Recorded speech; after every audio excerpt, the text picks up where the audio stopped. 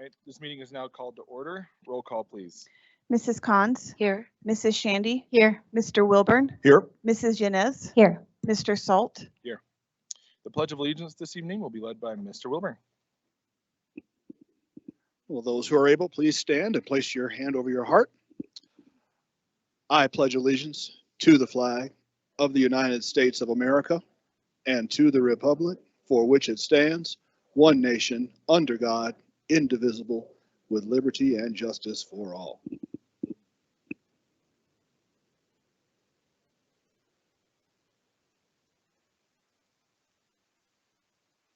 Ms. Matson-Bonet, are there any updates to the agenda?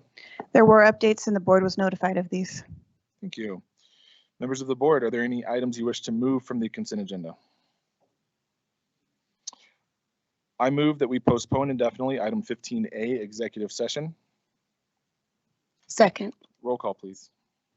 Mrs. Cons, Aye. Mrs. Shandy, Aye. Mr. Wilburn, Aye. Mrs. Yanez, Aye. Mr. Salt. Aye. Thank you. Now may we have a motion to approve the agenda with this change? Moved. Second. Roll call, please.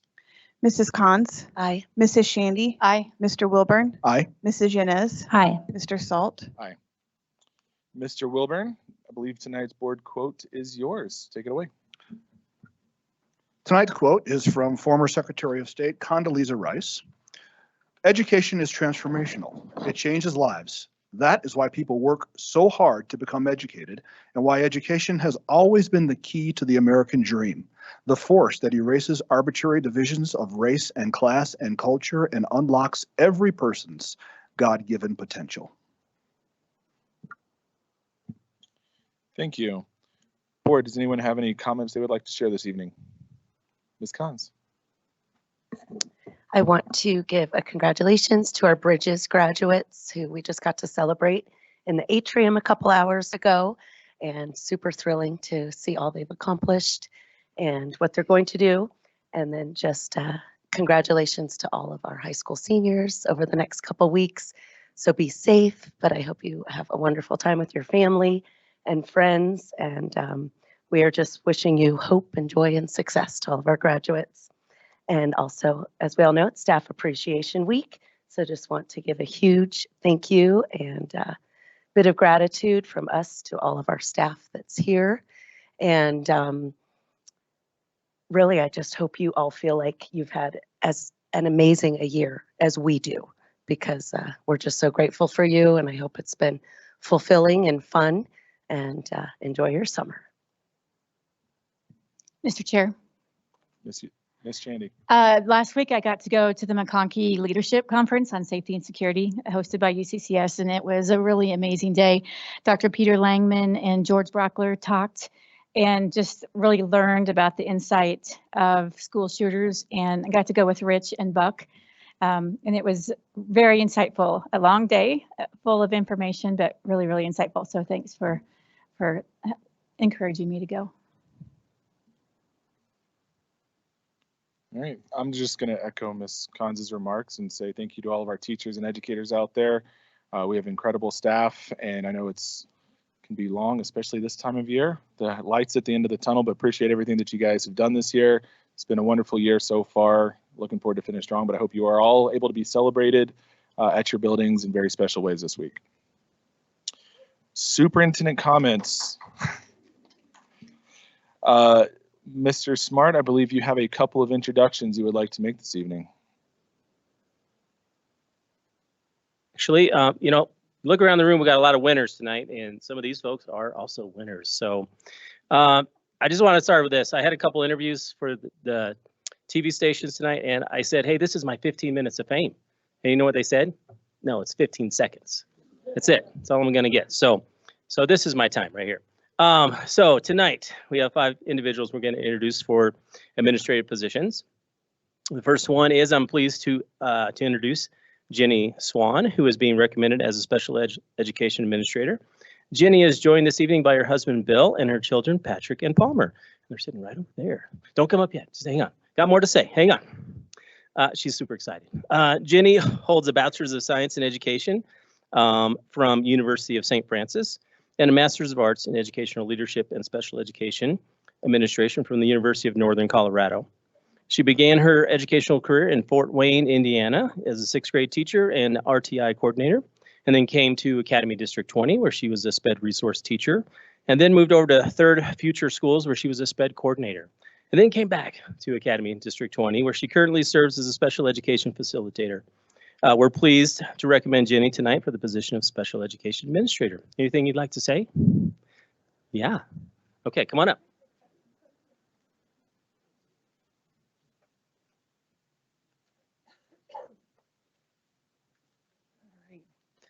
Thank you, Mr. Smart. Good evening. I want to say thank you to all the board members, Superintendent Heber, Dr. Lujan Lindsay, for the opportunity to be here tonight. Also want to thank my family for all the support. I remember in third grade grading papers for my teacher, Miss Murphy, and that's when I knew I was going to be a teacher. And now I've never known a life outside of education. So Academy District 20 has become my home. My children are educated here and by all of our amazing teachers, and I'm just honored to be given this opportunity to continue to serve our students and our staff.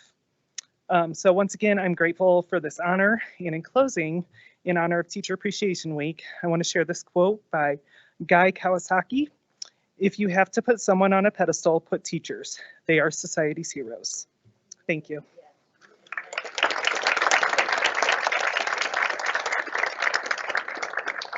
All right, our next individual, I actually introduced her to you before. It was for the interim position, and now it's for the real, I guess, position moving forward. I don't want to say that's not really right, but moving forward. So tonight I'm going to introduce Lisa Brandt, and she is being recommended as the Special Education Administrator. She's joined this evening by her husband, Nick. And so she holds a Bachelor's of Science in Special Education, Moderate and Intensive Disabilities from The Ohio State University. Ooh, I know. You remember last time I told you about the Buckeye, that it's actually poisonous to humans? Yeah, okay. She also is pursuing her Master's in Educational Leadership from the University of Colorado Springs, and will be graduating, I believe, in May, correct? Yeah, we're hoping. Okay, yeah, moving on. Okay. Sorry, I didn't mean to put you on the spot. She began her educational career in District 3 as a special education teacher and a special education instructional coach, then came to Academy District 20 as a special education behavior program facilitator. And again, she's currently serving as the interim special education administrator. And we're pleased to recommend her tonight for the position of special education administrator. Anything you'd like to say again? All right, come on up.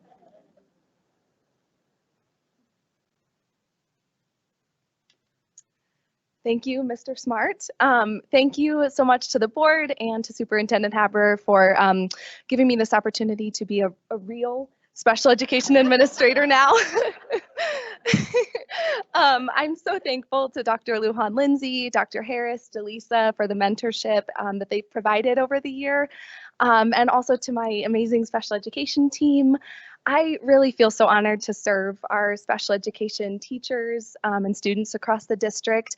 I'm really just so proud of the work that we are doing as a district for our students with disabilities, and I'm just so honored to continue that work. So thank you very much. Okay. I won't say real again. Here we go. Okay, so the next individual I'd like to introduce is Karina Bierman, and you may know her. She's currently a principal at Timberview Middle School in our district. So she is being recommended as the Pine Creek High School principal tonight. She is here with her husband, Chris, her parents, Sue and Gil, and Grandma Jackie. And I was going to say her cat Sparkles, but she doesn't have cats. So Karina holds a Bachelor's of Arts in Biology and a Master's of Arts in Curriculum and Instruction from the University of Colorado at Colorado Springs. She began her career in D20 as a guest staff teacher.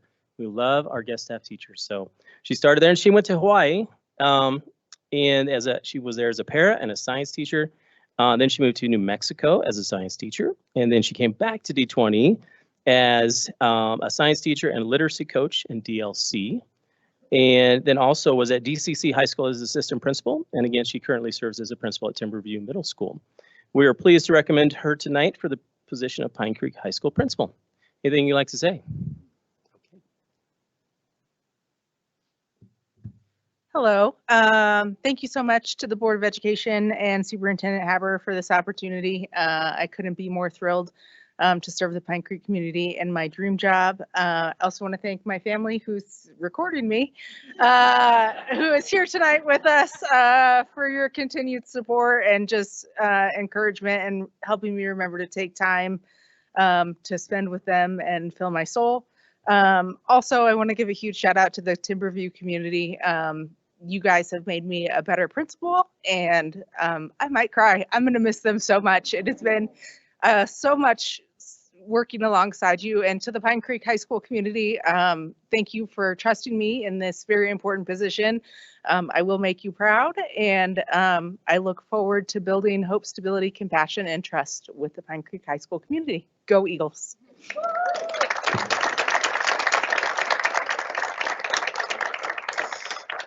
All right, next I would like to introduce Sarah Rickey, who is being recommended as the Director for Special Education Instruction.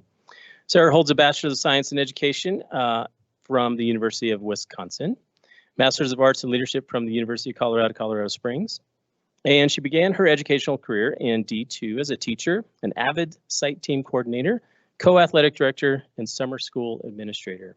Then she moved to District 49, where she was assistant principal and athletic director, and also was an assistant principal at Vista Ridge High School. She currently serves as assistant principal at Liberty High School, and so we're pleased to recommend Sarah tonight for the Director of Special Education Instruction. Anything you'd like to say?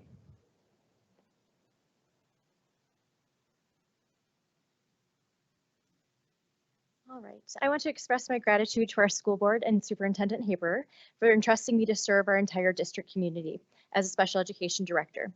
As a community, we will continue to foster an inclusive environment where every student, regardless of abilities, has the opportunity to thrive and reach their full potential. I will be committed to fostering collaboration, innovation, and continuous improvement in our special education programs and services. I'm truly excited about the journey ahead and the opportunity to make a positive difference in the lives of our students and families. Thank you. We also want to thank Mr. Sisson for letting us take her, because we had to wrestle for a little bit to get her. So, all right, our last one tonight. I'm pleased to introduce Shane Knight, who is being recommended as the Director for Curriculum and Instruction. Shane holds a Bachelor's of Arts in Diversified Liberal Arts from the University of San Diego and Master's of Arts in Urban Leadership from the University of Missouri. Shane began his career in Weslaco, is that how you say it? Weslaco, there you go, Texas, where he was a 5th and 6th grade special education teacher, then went to San Diego, California, where he was a 7th grade special education teacher. Parkville, I think it's Missouri, right? Okay, just want to make sure. 8th grade special ed teacher, and then went to Kansas City. Are you a Chiefs fan? Oh gosh. Okay, anyways. All right, didn't want to say anything, I'm sure. Where he was a principal and actually was a founding principal of a school that he opened up as well. And then moved to Denver Public School District, where he was a principal in a couple different schools there. And you know, this is Broncos country, just in case you were wondering. And Shane currently serves as a strategic support coach at Sheridan Public School District. And we're pleased tonight to introduce him tonight for the position of Director for Curriculum and Instruction. Well, thank you all for having me. I just feel very honored to come to Academy. I've watched Academy School District from afar for the 11 years I've been in Colorado, and I'm looking forward to joining and helping continue the tradition of excellence that we have in Academy as the Director of Curriculum Instruction. Thank you so much, and looking forward to working with a team of amazing, really truly outstanding educators. So looking forward to getting to know you all. Thank you so much. All right, thank you all. Thank you. Superintendent Haber is going to go through, we have her presentation, some words, and then we'll take a quick recess and congratulate all of you. So hang tight and stick around, then we'll keep going. Thanks. All right. Thank you. Well, happy Teacher and Staff Appreciation Day. I am just so thankful for our teachers and our support staff and our administrators. Really, the people, our staff and teachers, we working together as Team One, we're really accomplishing great things for our students. And I believe that all of us together really keep our students at the center, which is really, I think, a key to our success. So I just appreciate all of you. And I had the best day ever. I got to start Teacher Staff Appreciation Day at Chinook Trail Elementary School, where they were celebrating Teacher Staff Appreciation Day. The most creative thing I think I've seen, and of course this was kind of my era, the Blockbuster era, and that was their theme. They had little Blockbuster cartridges on every table, but most importantly, really just celebrating the great work of our teachers. And one of the things that I ask the teachers to think about is, when you're in your classroom and you see different students go through, you hope and you really work hard to make a positive impact with your students. And then when they leave you, you're thinking, oh, yeah, I wish I knew what happened to them. I really wish the best for them. So I asked them how many of them had the opportunity to have some of those students come back and talk to them after they graduated or later in their K-12 journey. So these two teachers on the right came up to me afterwards and they said, when you asked that question, we just want to share this story with you. So Andrea Condor, the teacher on the right, when she was a second grade teacher, she said she had this student who came in and would help her through her bulletin boards, and even at home wanted a mug just like hers and told her mom to get it for her. And well, now this little girl is actually a teacher at Chinook Trail Elementary with her, which I think is really an amazing story. And then Tina Gradisar, she was telling me that one of the administrators at the school was actually a student teacher next to her. So she felt like that was an important relationship. So just so many great stories out there. And tonight with my update, I'm just scratching the surface of the amazing things that happen here because of our teachers and our support staff and our administrators. So next up, I want to talk about Air Academy High School and Allie Johnson. This is great, just celebrating teachers really all the way through. Way back when I had my first coffee and conversation, I had 3 industry partners come up, Seth Harvey, Ann Caesar, and Lindsay Pack, came up to me right away afterwards, and they said, we want to partner with D20 to help you with develop career pathways and see if we can develop a talent pool that might go on and actually work in our industries. And they've been great partners. They went on the trip to the Innovation Center at Cherry Creek, meeting with some of them again next week to talk about what is that vision for El Paso County around developing career opportunities for students so that they have the skills and talents and they learn that here and then potentially stay here to fill all the different jobs that are being created. And so when we were talking about Air Academy being like an innovation center perhaps and adding a big career pathway exploration center onto the new high school, assuming we're able to have that grant go through with the Department of Defense, I thought, well, I'm going to invite, Seth and Ann and Lindsay on a field trip to Air Academy. So we're walking around and, if you know Allie Johnson, she's just full of energy and enthusiasm. She came out of her room and was telling them about her shirt printing business. And Seth said, well, would you be able to do embroidered shirts? And she said, well, I guess if I had a machine. And he said, well, if you had a machine, would you be able to do it? And she goes, yes. A week later, we got a check for a brand new machine. And there it is. Allie had a chance to show it to me. And her students are now making the embroidered shirts for Seth Harvey and BlueStack. So Allie, if you would come up and just kind of share about that journey with your students, and then if Seth, if he's here after that, would come up, we just want to recognize him and his generosity. And I asked him if he'd be willing to share just a few pieces around the importance of those business partnerships. Allie.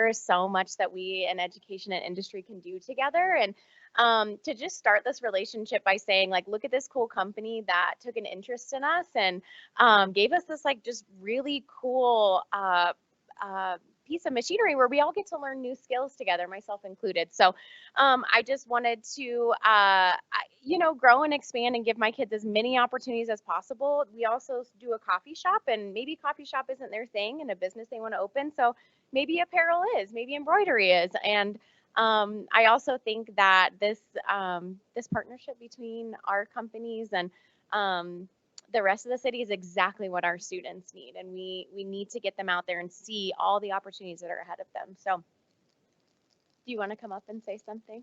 Dr. Harvey, if you would come up, please. Yes.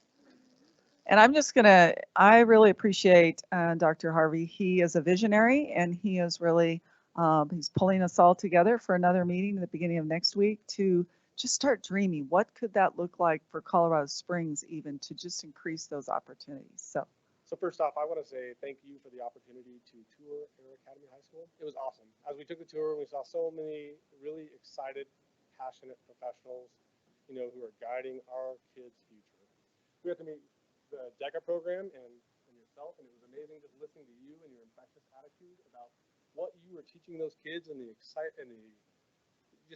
exposure you were giving them to running their own coffee shop, their own screen printing business, and we couldn't be more excited to be a part of that, to help aid that journey with those kids.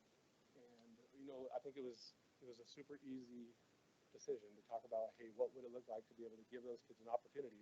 We print screen printing all the time and embroidery printing all the time for corporate wear.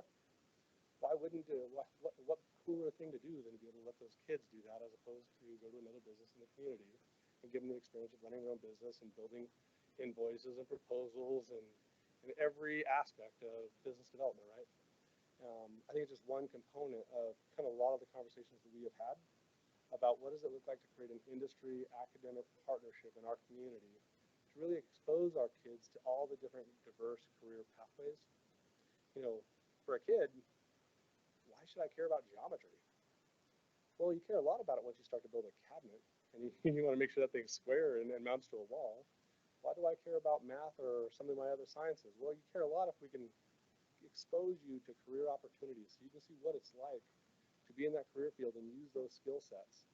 And hopefully it kind of instills in them an infectious passion about really mastering those skills because they see how they can be applied for a career that they can see them wearing their hat for the rest of their life, right? And really build something special for our kids and our community that may be unique to our community and may be very different than any other communities. And in the long term, we build a sustainable career workforce development pathway for our kids to come into our businesses here in the community and support our business needs. So I appreciate the willingness for D20 to partner with us. It's so exciting to partner with your DECA program at Air Academy, so thank you very much. And we can't wait for our first order of shirts and jackets. Thank you.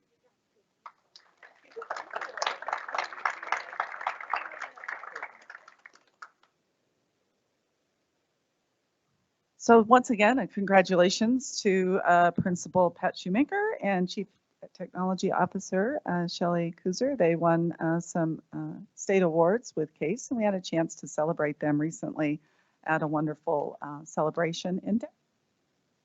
Push the wrong button, there we go. This is a huge celebration and so apropos for Teacher Appreciation Week. These are amazing awards that are given out by the State Department of Education, and look how many schools in our district are getting those awards. So on the left, the John Irwin Schools of Excellence, they're given to schools that demonstrate exceptional academic achievement over time. These schools receive an exceeds expectations rating on the academic achievement indicator of the school performance framework, reflecting exceptional performance in math, English language arts, and science. So you can see Antelope Trails Elementary, Challenger Middle School, Chinook Trail Middle School, Discovery Canyon Campus Elementary, Discovery Canyon Campus Middle School, Eagle View Middle School, Foothills Elementary School, Mountain View Elementary School, Pine Creek High School, Ranch Creek Elementary, TCA College Pathways, the Classical Academy Charter, and the Classical Academy Middle School, all meeting those requirements. And then the governor's Distinguished Improvement Awards. These awards are given to schools that demonstrate exceptional student growth on the school performance framework that's used by the state to evaluate schools. These schools exceed expectations on the indicator related to longitudinal academic growth at all grade levels. So those schools include Academy International Elementary School, Frontier Elementary School, Pioneer Elementary School, Village Middle School, and Woodman Roberts Elementary School. And then we had schools that won both awards. And that was those schools were Rock Rimmon Elementary and the Classical Academy High School. So, so much to celebrate here because of our amazing teachers and all the different people that support their work in the classroom. At the end of this time period, we're going to ask those principals, we ask you to be here, to please stay, and we want to be able to get a picture of all the John Irwin School who are here, the Colorado Governor's Distinguished Improvement, and then the schools that won both. So principals, if you'll just hang tight and we'll just take a few photos. And Susan, do you want to share more about your work with them? So good evening, board. In our role in learning services, and a lot of us are here tonight, we get the daily privilege of working alongside principals and teachers and supporting their work in their schools.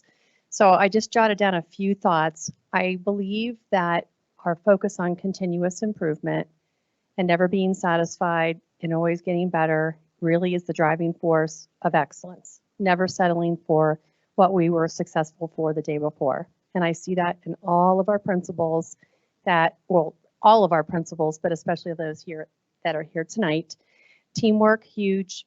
Collaboration, our professional learning community work and our focus there, having teachers focused on data, on curriculum, just talking about students, how they're performing, what interventions they need. I believe also that philosophy that ensuring all students get what they need, which is through our multi-tiered system of support. Our systems and structures that our principals have put in their schools are incredible. And all high-performing schools, I would say, and especially our schools in District 20 have strong leadership. And strong leadership is just essential because all of these leaders also build a very strong sense of collective efficacy in their schools where they believe all kids belong to all of us and that any student we can teach. And that mindset is huge. If you don't have that mindset, you're not going to have the success that you have. So that would be pretty much what I would say. I just want all of them to know and all of you to know it's an honor working with these principals and their schools and their staff on a daily basis.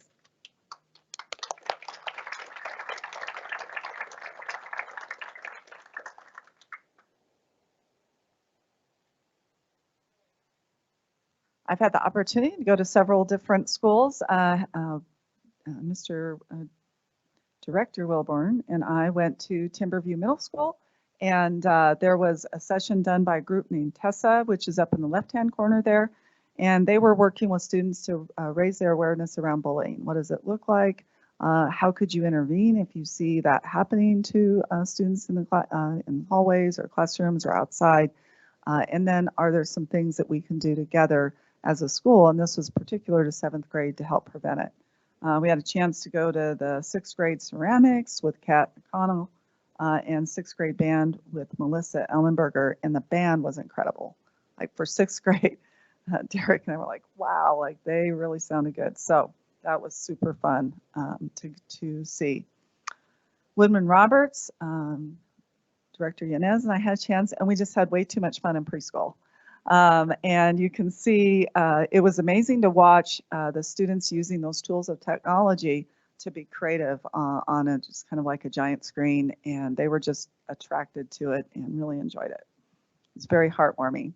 I had a chance to go to Academy International, and where Principal Laura McNally is the principal, and had a chance to be in PE, kind of learning how to get our heart rate up there. And the middle picture is the mood meter. I think that goes with the ruler curriculum. And it's really important for students to know where they're at on that grid, because when students are able to name the emotion that they're feeling, it helps them then to know how to regulate their behavior. So I'm thankful that we do that here in our district. And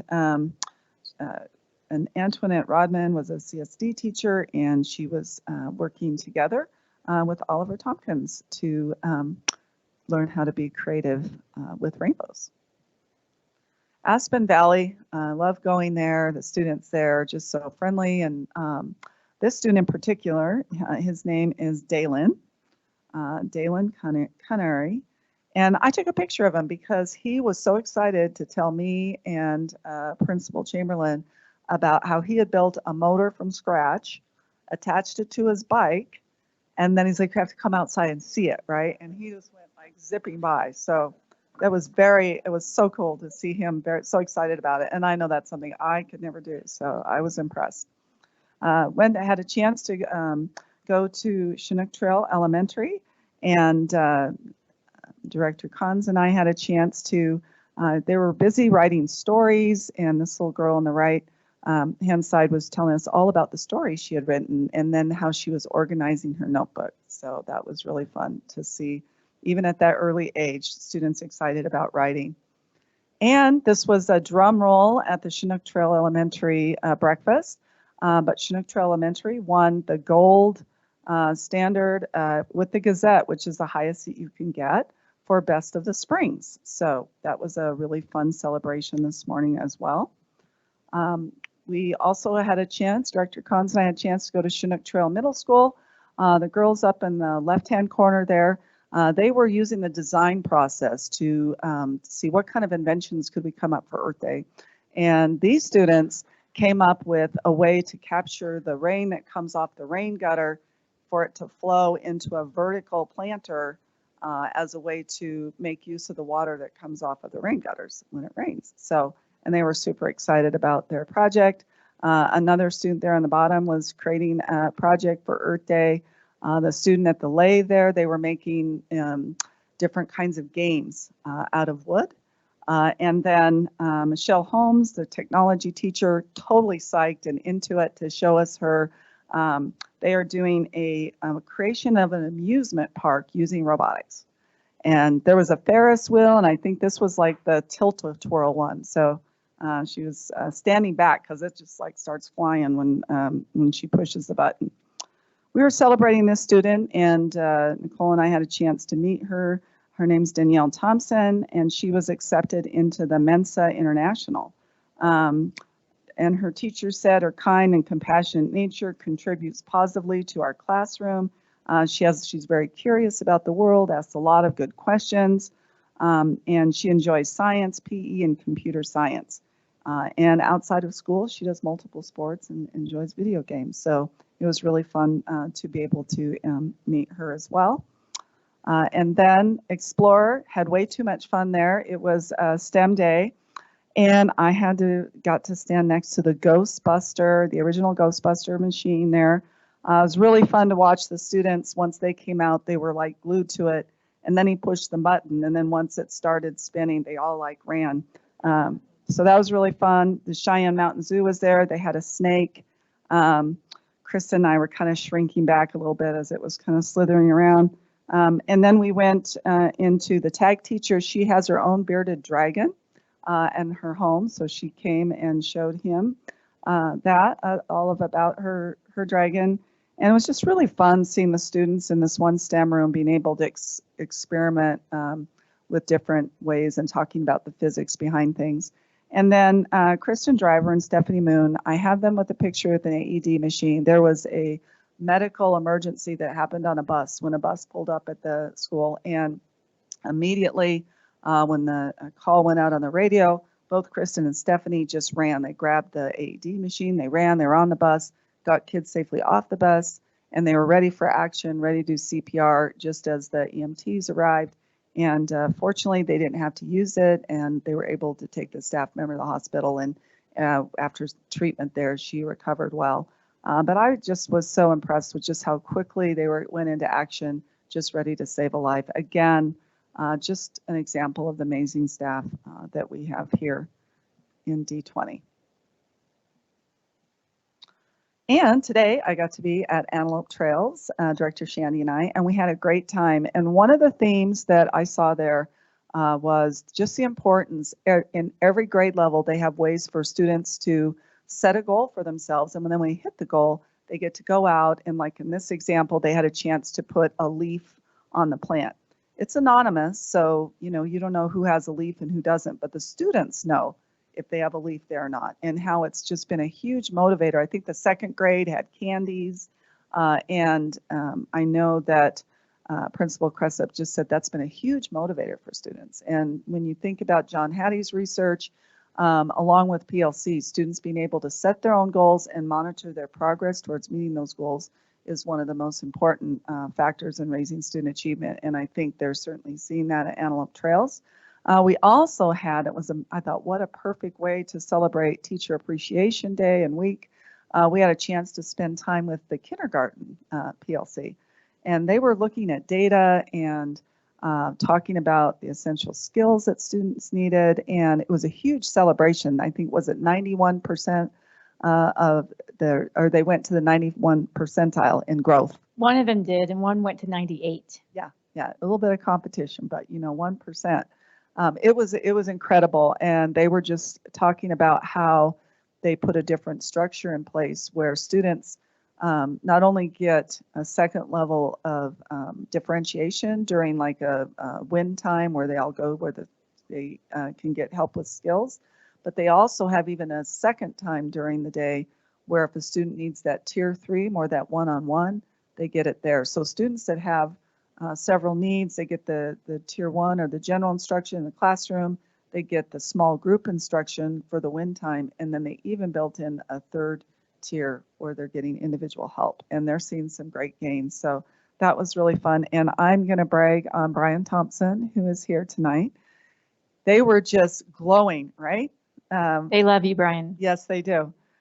Just about how amazing Brian's work has been with their school, especially on schemas, teaching them ways for strategies for students to use.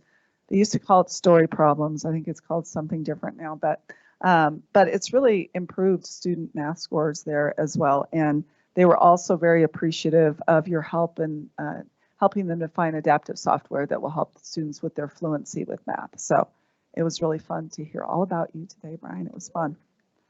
And then Deputy Chief Financial, I'm trying to get all the titles right, Becky Allen. Becky, all right. She sent me this photo that she had a chance to go to the bus rodeo. And there's little Holden, her son, and I heard it was quite an event. Is that true? We stayed for 2 hours. It was so much fun. In fact, the state bus rodeo is Saturday, and my son is hoping we could go there too. He loved it. He loved it.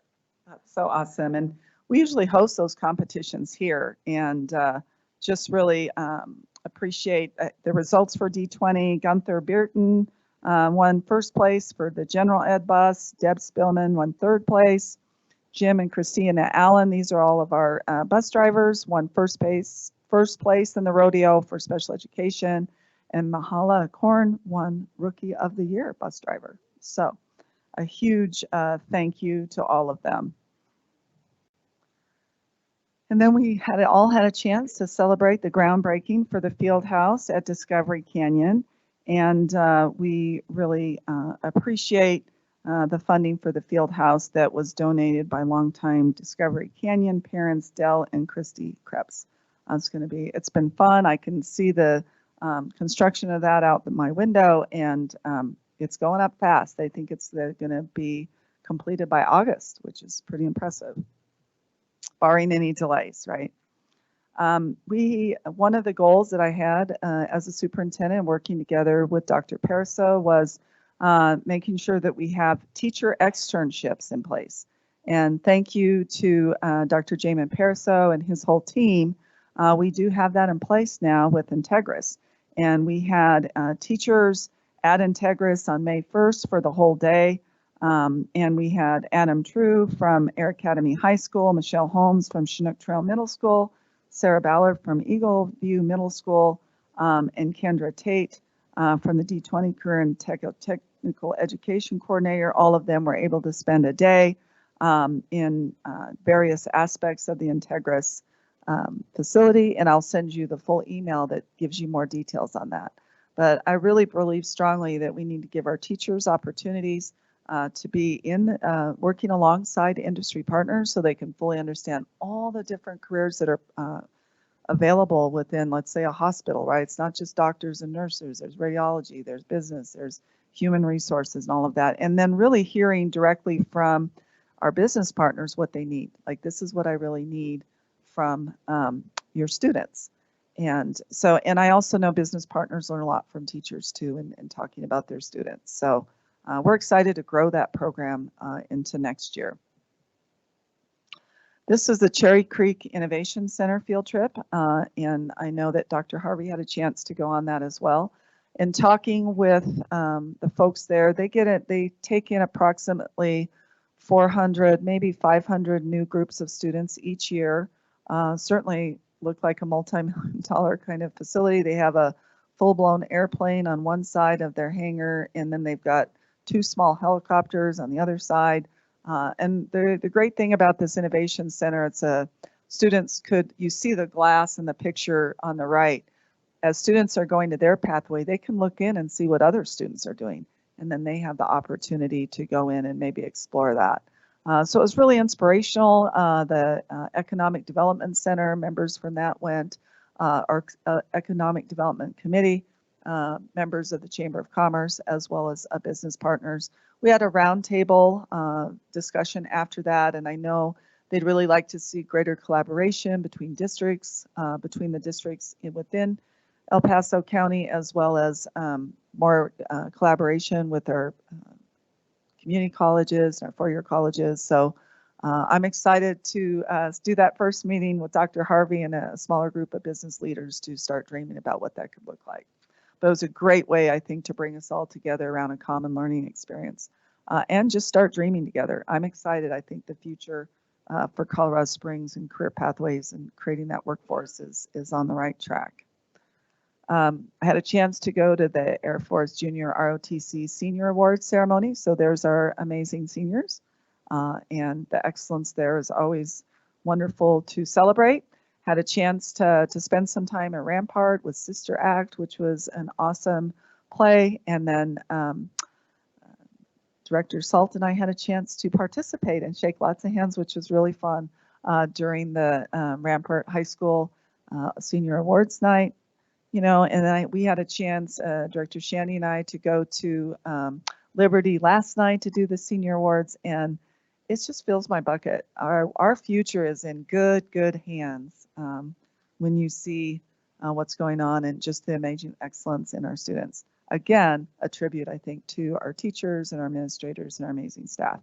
Had a chance to go to Nick Soraka's social studies classroom, and he is a master at asking really thoughtful questions and really giving them assignments to ask his students to go to a deeper level. So that was really fun to be in his classroom.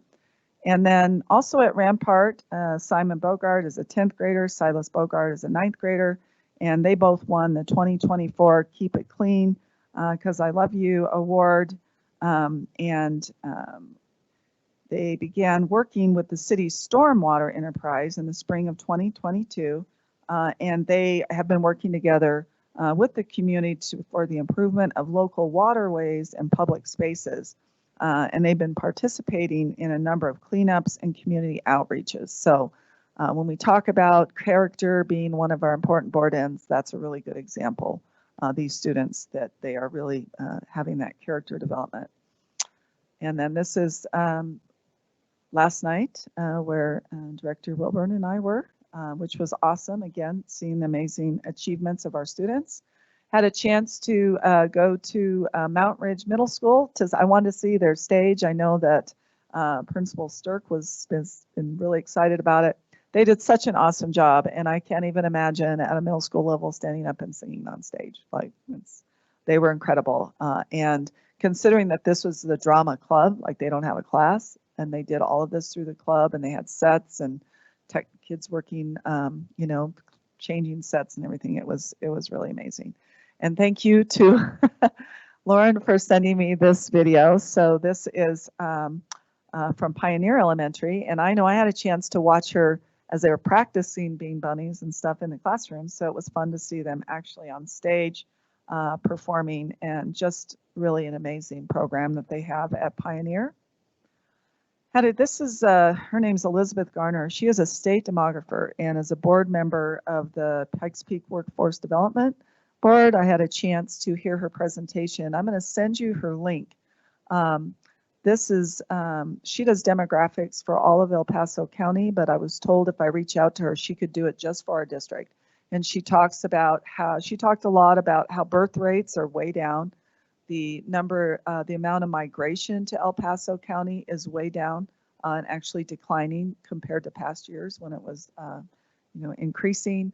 She said it's actually a younger generation if we do have migration that's coming, but they don't always stay. So I think hearing her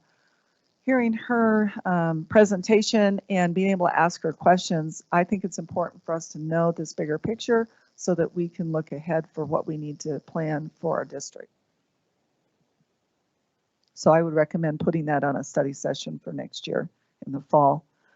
It was wonderful, the special education staff appreciation, just hearing again, honoring our amazing teachers and paraeducators for all their work and dedication with our special education students. It was very heartwarming and very inspirational, the work that our staff does with our students.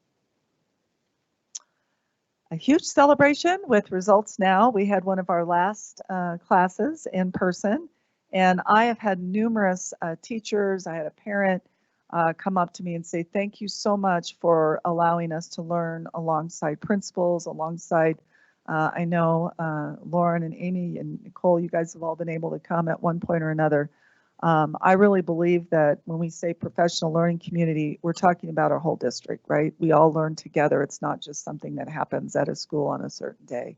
And to have that shared learning experience, Dr. Schmoker is actually coming on, I believe it is June 3rd. So you are definitely invited to come and see him in person. He says some things in there that I think could be a little controversial, and just really led to some great discussions. So I know we're going to have some good questions for him, but look forward to continuing with the main principles in his book for next year, and just really staying with that, not introducing new things, and really focusing on writing next year. And a huge, huge shout out to our information technology group. As you know, and Dr. Cruiser is going to talk about the timeline. Palo Alto was compromised, and as a result, they're the company that support our data system. And we had to shut the internet off, as you know, for a day or two. But we just have fantastic IT folks in this picture. Chris Eagleston, Director of Application Data Services. Of course, Dr. Kuzer, Kevin Molinix, who's a network engineer, Nathan Anton, who's a network security person, and Mark Secoliti, who is a PC network technician. And they actually reached out to two other experts that they had worked with before, and that was David Remy, who's a network engineer, and Scott Harrison, who was the previous director here of infrastructure services, and talk about, I think, a sign of the amazing culture that we have in D20. They came right over and were willing to jump in and help, even into the wee hours of the night. So, so thankful for them. And I would like Zach to stand up. Where is Zach at? Zach is amazing. And Zach, I heard that you had to leave early, but you were really the cornerstone, I believe, of this effort. You were working night and day. Like, how much sleep did you get those 2 days? Like maybe 2 hours? I don't know. 4. Okay, 4 combined. night and day, just his dedication. So thank you, Zach. We really appreciate you and the whole team and efforts. So we look forward to hearing Dr. Kuzer talk more about that. We had a teacher Teresa Maholand, who's a digital learning coach, and she was selected as this year's Steve Clegg Friend of the Educational Technology Award winner.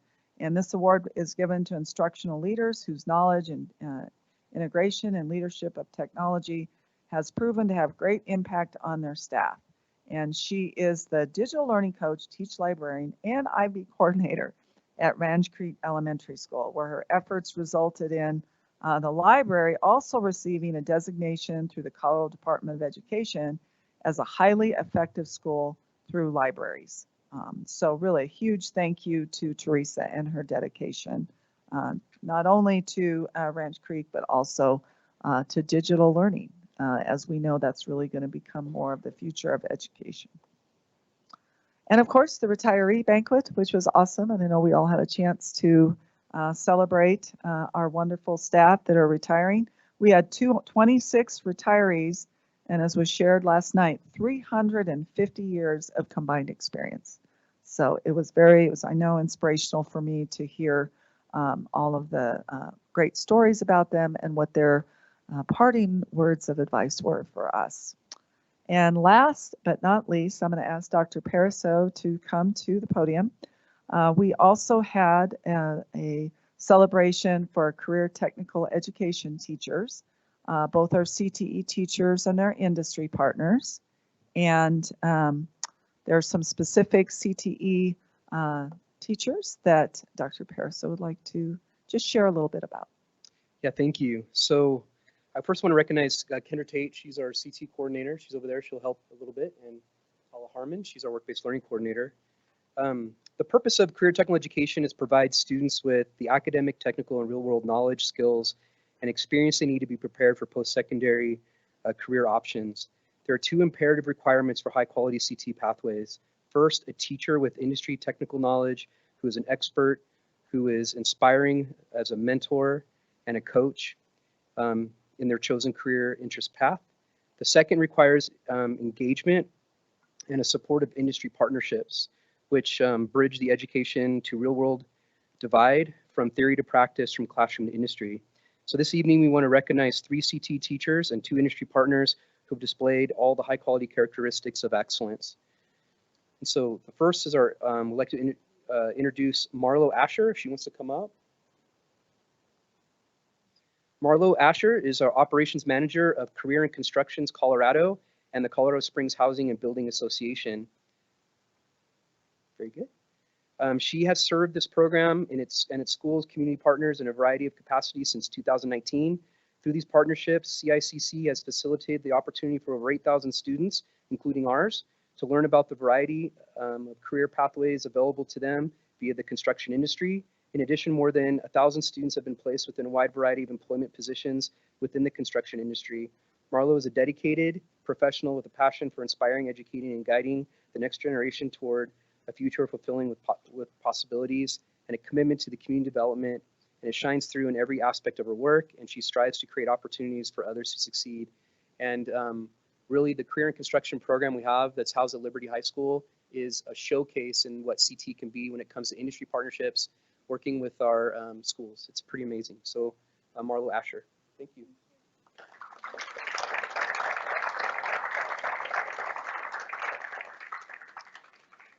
Our next industry partner is Barbara, or Barb Mariner. She's the recruiter for Baxter Automotive.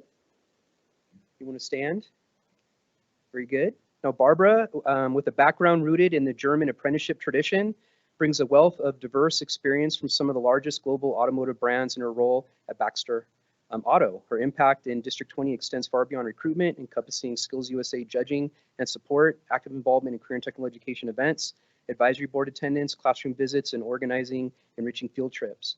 Barbara's commitment to nurturing the next generation of automotive professionals is evident in her dedication to provide students with real-world exposure through car show involvement. With her passion for education and industry collaboration, Barbara is shaping the future of the automotive industry in District 20, one student at a time. Thank you, Barb.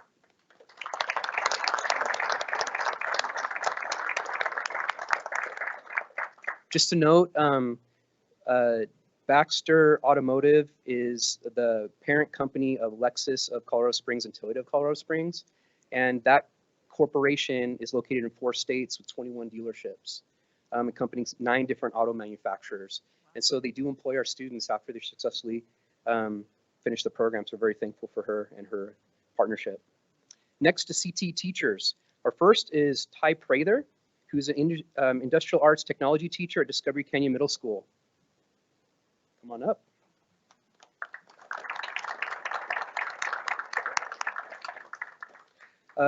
After Ty earned his bachelor's degree in mechanical engineering, he was commissioned as a second lieutenant in the Air Force, where he was trained to navigate KC-135s. He spent 12 years flying, accumulating well over 2,000 flight hours. He participated in many deployments, combat missions, and test missions. After 20 years, he retired from the Air Force, having reached the academic rank of assistant professor in the Department of Engineering Mechanics.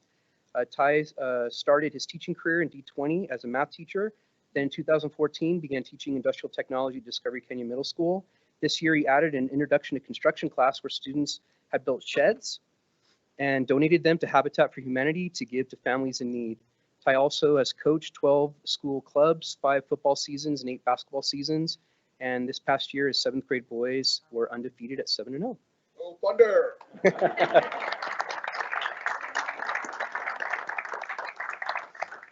Thank you. Our next teacher is Patrick Mooring. He's the multimedia teacher at Rampart High School.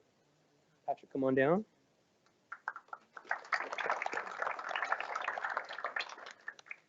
Patrick is president of the Colorado Student Media Association, and in his 16 years of advising the award-winning Rampart High School KRAM broadcast program in Colorado Springs, his students have won numerous state and national recognition for the National Scholastic Press Association, Journalism Educator Association, NFHS Network, Colorado Broadcasters Association, and many others, which makes KRAM the most decorated student broadcast journalism program in Colorado history. Many of his students have successfully gone into broadcasting and film industry. Patrick is a nationally recognized presenter and competition judge in the JEA and NSPA. He was a JEA Special Recognition Broadcast Advisor in 2019, Distinguished Broadcaster Advisor 2021, and 2022, the Broadcasting Advisor of the Year. He is a proud parent of 3 awesome children, all in District 20 schools. And according to Words on the Street, he is a Star Wars nerd, but his wife still loves him, so he's okay with it. Thank you.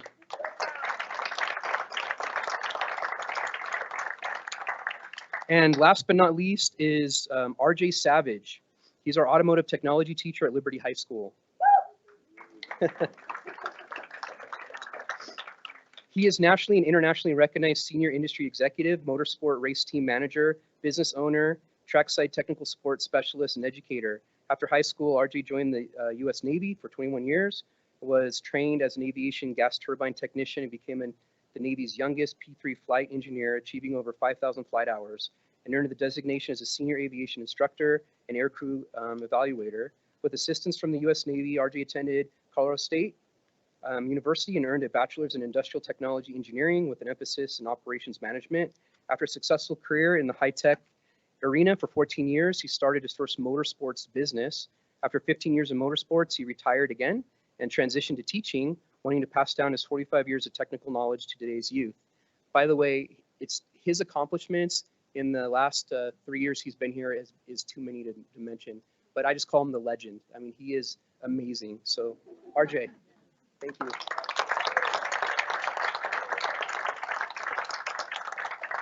Thank you. Thank you so much. This is great. Great happens here in D20, and we have absolutely world-class teachers and staff, and I'm just so thankful and grateful for all of them. So with the CTE folks, the Seth and Allie and the principals for the John Irwin and Colorado Governors, while we're going to take a break here in a minute, if you guys would just stay and kind of be up here, we want to take some group pictures. Okay. All right. Thanks, you guys. We'll take a break. Sorry, that was your role. Yeah, we weren't at that. Oh, we weren't. I'm sorry.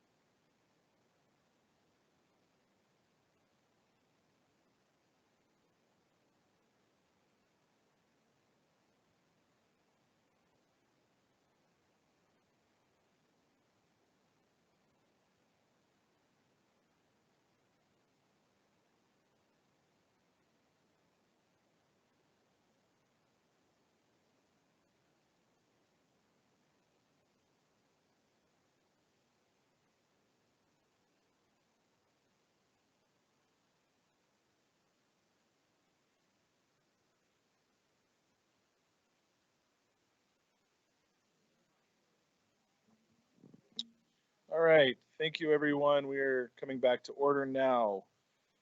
We need a motion to approve the consent agenda as posted. Moved. Second. Roll call, please. Mrs. Cons, Aye. Mrs. Shandy, Aye. Mr. Wilburn, Aye. Mrs. Jenez, Aye. Mr. Salt. Aye. We have 29 attendees currently. There are no items that have been pulled from the consent agenda, so we're going to move on to our written reports. First up is the Summer Institute. Were there any questions or comments for the Summer Institute? Mr. Chair, Ms. Shandy. just a quick question on the criteria used to select the instructors. Do they just volunteer? Or is there a certain criteria? Dr. Koslak? Good evening, board. Yeah, we have a process to kind of vet and select instructors, including mostly from learning services. Our teachers on special assignments, our TOSAs as we call them, teach the majority of classes. Directors teach classes as well, plus a range of folks from learning IT department. So we partner with those folks to make sure we're aligning adult learning theory with them, planning for good engagement, and they do incredible work. We also look at survey data on a regular basis too at the end of each Summer Institute to make sure we have the great best stuff in front of our educators. Awesome. And then do we have any specific tracks for either new teachers or pairs in particular? I know we have a lot of amazing pairs with 15, 20 years experience. This would be the perfect time to really, hand down their knowledge to our new pairs incoming. We do. We have a range of classes, and I think Tina has maybe provided a flyer of some of the coursework in general. But we have a slate of courses for brand new hires or inductees in terms of licensed staff. And so it's part of their induction programming with the state that we offer coursework for them around instruction, behavior management, a variety of things. For our paras, both SPED and instructional paras, we offer a wide range from different behavioral coursework, autism coursework. There's a range of opportunities, typically around 8 to 10 classes each year. See pretty decent sign up for them over the summer. It's all optional, of course, over the summer. But we've seen great engagement. Numbers are actually up this year, which surprised us a little. We were kind of wondering where the numbers will land. But we see numbers increasing on a regular basis for Summer Institute. That's great. Thank you. Yeah, you're welcome. Ms. Inez. Sorry, I'm screwing everything up tonight. So one thing I just wanted to, I guess it's more of a comment, but this is free, right? Summer Institute is free. And in my industry and early childhood, that's not always the case for teachers unless I obviously make that part of my budget. So the training is offered through the state, and there can be a cost to different offerings. So I think that's really something to celebrate, the fact that we have that wealth of knowledge here in the district between TOSAs and others that are teaching those classes, and the variety of offerings. Because I know that I saw some frequent flyers in Summer Institute when I was teaching. And so after a while, you've taken a lot of the courses, but they change and they're varied. And thank you for that. Yeah, absolutely. We really work to align that with the strategic priorities, the board ends, draw a lot of attention to those things, and partner with schools to hear about the demands and the need. And so while we offer it free to D20 staff, we do have folks that join from out of district as well, which is kind of a way to promote learning, continuous learning in the district, and a little bit of a recruiting tool along the way as well. So, and board members are welcome to join Summer Institute courses. If you just email Sharon Iverson, and that's in the flyer as well, and I think in my response to Tina, feel free to come in and join us for any of the courses. We have some on AI, professional learning communities, a wide range of opportunities that we encourage you to join. Sit in on a class with us. Thank you. Okay, thank you. Next report is Plant Moran Analytics Center of Excellence. Were there any questions or comments for that? Seeing none. Next was the primary textbooks for math pre-cal grades 9 through 12. Were there any questions or comments related to curriculum? Ms. Yanez. I would just like to ask all the questions about pre-calculus. Full stop. I was an English teacher.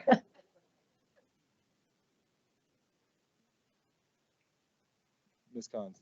I just want to say that I appreciate this robust text that they found, because you could see in the scores from all of the the research when they were going through the textbook, that it's rare for our curriculum to hit all those 5s and 4s. So I'm excited for our students to have that. All right, the next report was the legislative updates. Were there any questions or comments related to the legislative updates?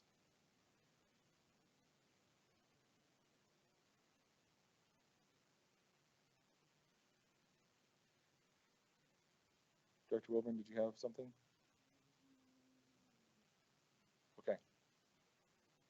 All right, next is monitoring report for Board Superintendent Relationship Policy BSR 3.0 Governance Management Connection. Were there any questions or comments related to BSR 3.0? All right, then we have an MRE. Is there sufficient evidence to determine compliance for each section? Are all sections in compliance? Recognition of exemplary performance or concerns regarding performance? Would you like to see additional different evidence, or should any part of this policy be changed in the next monitoring report cycle? Do you see evidence which is extraneous or no longer necessary? Next was monitoring report for Board Superintendent Relationship Policy BSR 3.2, accountability of the superintendent. Any questions or comments?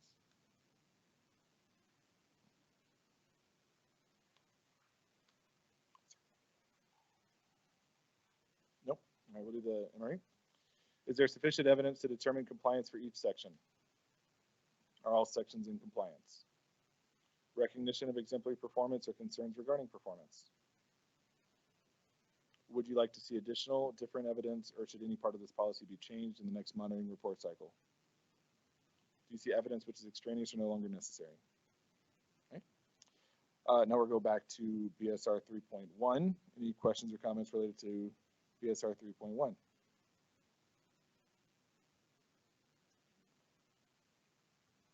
Director Wilburn, please. So both of these, Superintendent Haber, I believe the 6 of us have a very good working relationship. I certainly think that's the case, and I can speak for all of us there. And we put a lot on you in terms of questions and this, that, and the other, and we're coming to you all the time with stuff. And the way that is supposed to work is the way it is working, rather than going directly to your reports and around and circumventing you. We funnel it all through you. You send it over to Mr. Smart or Ms. Allen or whatever and get it back to us. If I ever, or if any of us, I'm sure I speak for all of us, inadvertently or intentionally subvert that process, let us know. And I don't think it's been an issue, and I don't think it ever will be, but there's a lot going back and forth every day. We were in a meeting with Miss Shandy, Director Shandy, a couple of days ago about a question she'd asked and wanted some things that Miss Allen had that I didn't even know she'd asked. But then I found out after the fact, hey, I'd like to be there for that. And we were in your office yesterday or the day before, or whatever it was. If that process ever gets muddy, through as a and away from the way that it's written, please let me or us know, because it seems to be working really well. I really appreciate that, and I just feel really great about the work that we've been doing together, and I think that the communication has been going well. I'm looking forward to our retreat, because if there's some fine details that we want to talk about, I think we'll have a chance to do that. But no, I appreciate that, Director Wilburn. I think things are working well. All right, we'll do the MRE. Is there sufficient evidence to determine compliance for each section? Are all sections in compliance? Recognition of exemplary performance or concerns regarding performance? Would you like to see additional or different evidence, or should any part of this policy be changed in the next monitoring report cycle? Do you see evidence which is extraneous or no longer necessary? Okay. Next is monitoring report for Board Superintendent Relationship Policy BSR 3.2, accountability of superintendent.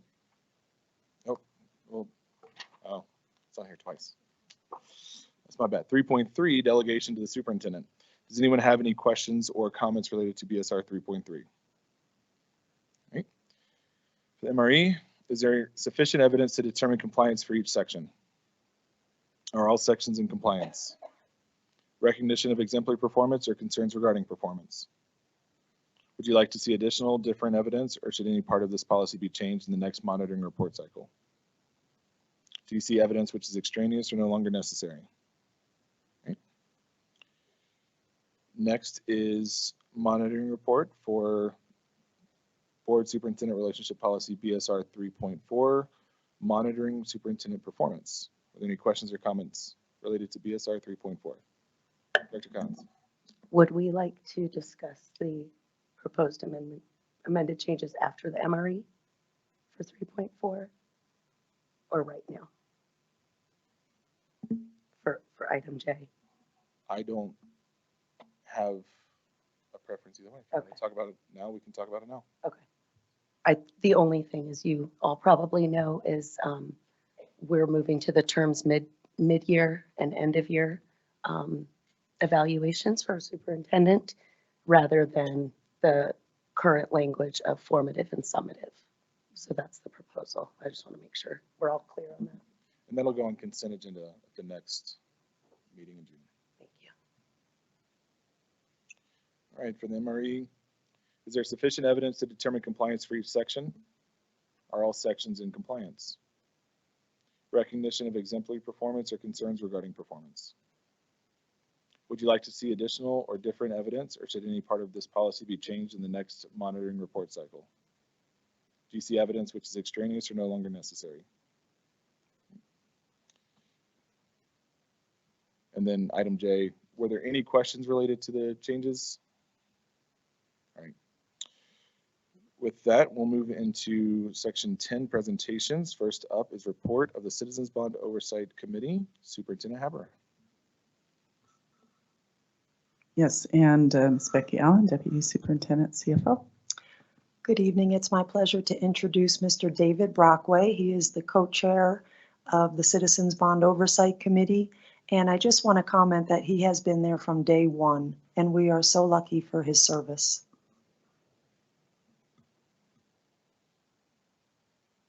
You all, and good evening. You can hear me okay, it sounds like. Our group met on April 24th, a few weeks back. If you remember that as a particularly trying day, that was during the internet outage. So our attendance was a little bit limited, but we'll get a quorum next time. And we were updated at that meeting by Chris Garnhart on the activities for the first quarter of the year. January, there's not much excitement to report. Although I think a sales tax reimbursement in the amount of $142,000 is always excitement. So that's a lot of hard work that they do to get that reimbursed and refunded to us. The February activity was really the most material, and that was an increase of $1.7 million. And that all related to the upgrades on equipment to the Liberty swimming pool on the heels of the Rampart project, and then that pool being rehabilitated too. This was the Liberty's turn. March, not much activity to report. Overall, for the $230 million bond project, as of the end of March, it is 95% completed. There's about 12.8 million, or we'll call it 13 million of work to go. There is a contingency fund that sits at $1.8 million, so that's about 14% of the work that remains is covered by contingency. So there's a little room for some of the variances that happen in the world of construction. The largest of the categories of that $13 million left to complete, the additional board-approved project category of $6.5 million, so roughly half of that, is the transportation center. And I'm sure you're briefed on that. And Mr. Garnhart will cover progress there too. So that's about half of it. And technology infrastructure is about $2.3 million that is left to be expended and upgraded too. So those are the major areas. In summary, and I've made these comments before, and I still think they're applicable. I think the building leadership, or the building fund leadership team, the school board certainly, the administration, finance office, all need to be, and the community, need to be commended for this bond project that has delivered on its language that was promised to the voters, and has delivered additional projects as well too. So the success that I think the whole community can be proud of. Happy to answer any questions. Turn to Sandy. Thank you. What is the exact date of expiration for the current bond? Do we know? Oh, we should know. Okay, so that's kind of a tricky question. Oh, okay. Okay, so I would tell you that the expiration date is when the bonds are fully paid off, okay, which is about 2040. I will tell you that the current projected completion date of all our projects could be early 2025. Did that answer your question? Yeah, so Okay. my question was just if those projects aren't done by the time it expires, what happens to that money or those, but that's not how it works. No, the money does not go away. Gotcha. Okay. And we will complete them before we close out that bond program. Any remaining funds within the building fund account, there would probably be a resolution brought to the Board of Education to probably move that into the cap reserve at the end of everything. So the money doesn't go away. Gotcha. Okay, thank you. Great. One other question is how is the document scanning project considered a building fund project? Might address that. Sorry, I waited till you sat down. That was the original language. Okay, in your packet with the Citizens Bond Oversight Report, you'll see this document that has the checklist on it. That's what we call Resolution 20516. So that's what the board approved as the bond projects. On page 4, you'll see a highlighted project that says digital records and archival system. That's the document scanning project. So it's required for us to do that per bond language. That answer your question? Okay, so it wasn't added, it was No. also added later? No, it was Okay. not added later. We did do some scanning of student records early in the bond program, and then later we're catching the departments. So that's what we're doing right now. It's the document scanning of the departments. Okay, because Okay. I was thinking the line said added at a later time. No, Okay. no, okay.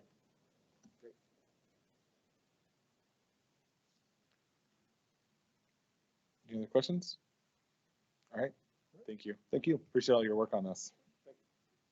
Next is the building fund update, Superintendent Haber. Ms. Vicki Allen. Chris Garnhart, if you would please come back to the podium, Executive Director for Building Fund. Great, thanks. Nice to see you all again. I'm getting kind of excited here because for a while there, we were kind of in a lull in terms of construction activity out there. It was moving very slow, but now we've kind of ramped it up a little bit. So what I'm going to tell you is that the Rampart swimming pool, as of today, the pool is filled. We got water heating up and it's circulating through the new filter system. And we've actually told the school they can hold an event there tomorrow. I think it's a regatta, if I remember correctly. So that project is pretty much wrapped up. The actual physical work is done and completed. And then we plan to start Liberty here in about a week and a half or 2 weeks.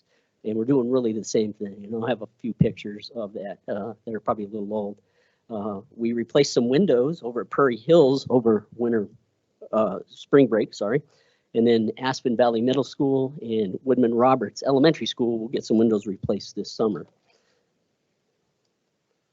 Okay, so this was the earlier picture I took of the Rampart swimming pool just as they started to fill it. If I took a picture of it today, it's completely full. And to give you an idea of some of the work that was involved in the project, this is an overflow tank that's made out of concrete that's down in a pit.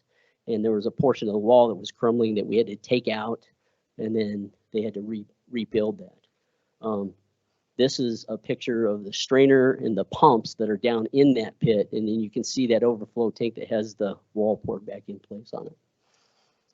And then this is the actual equipment that's sitting up above the picture, the previous picture that I showed you. The blue thing that you see, the big blue thing, is the actual filter system itself. And the gray thing is the boiler or the item that heats the water. All right, this is just a quick picture of the windows at Prairie Hills. So the one in the upper left is just the inside of a classroom, and the one in the lower right is the exterior of that.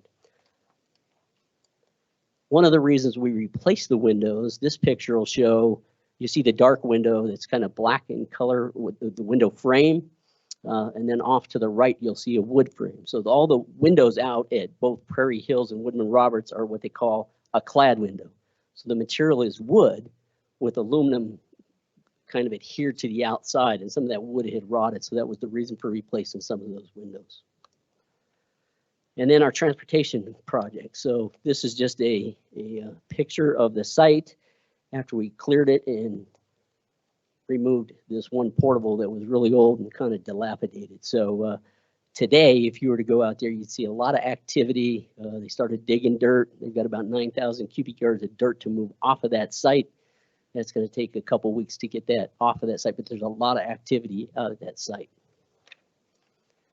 And then to document scanning, talk with Shelley Kuzer, we thought it would be a good thing for you guys to see how many documents we've scanned to date from departments. We have a lot of documents already electronic, but to date we've scanned in about 630,000. And that's all I have. Any other questions for me? Any questions?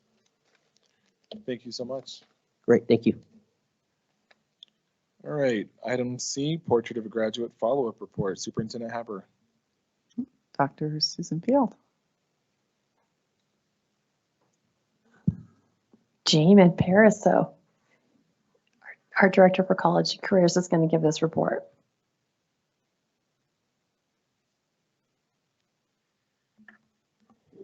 Good to be back up here.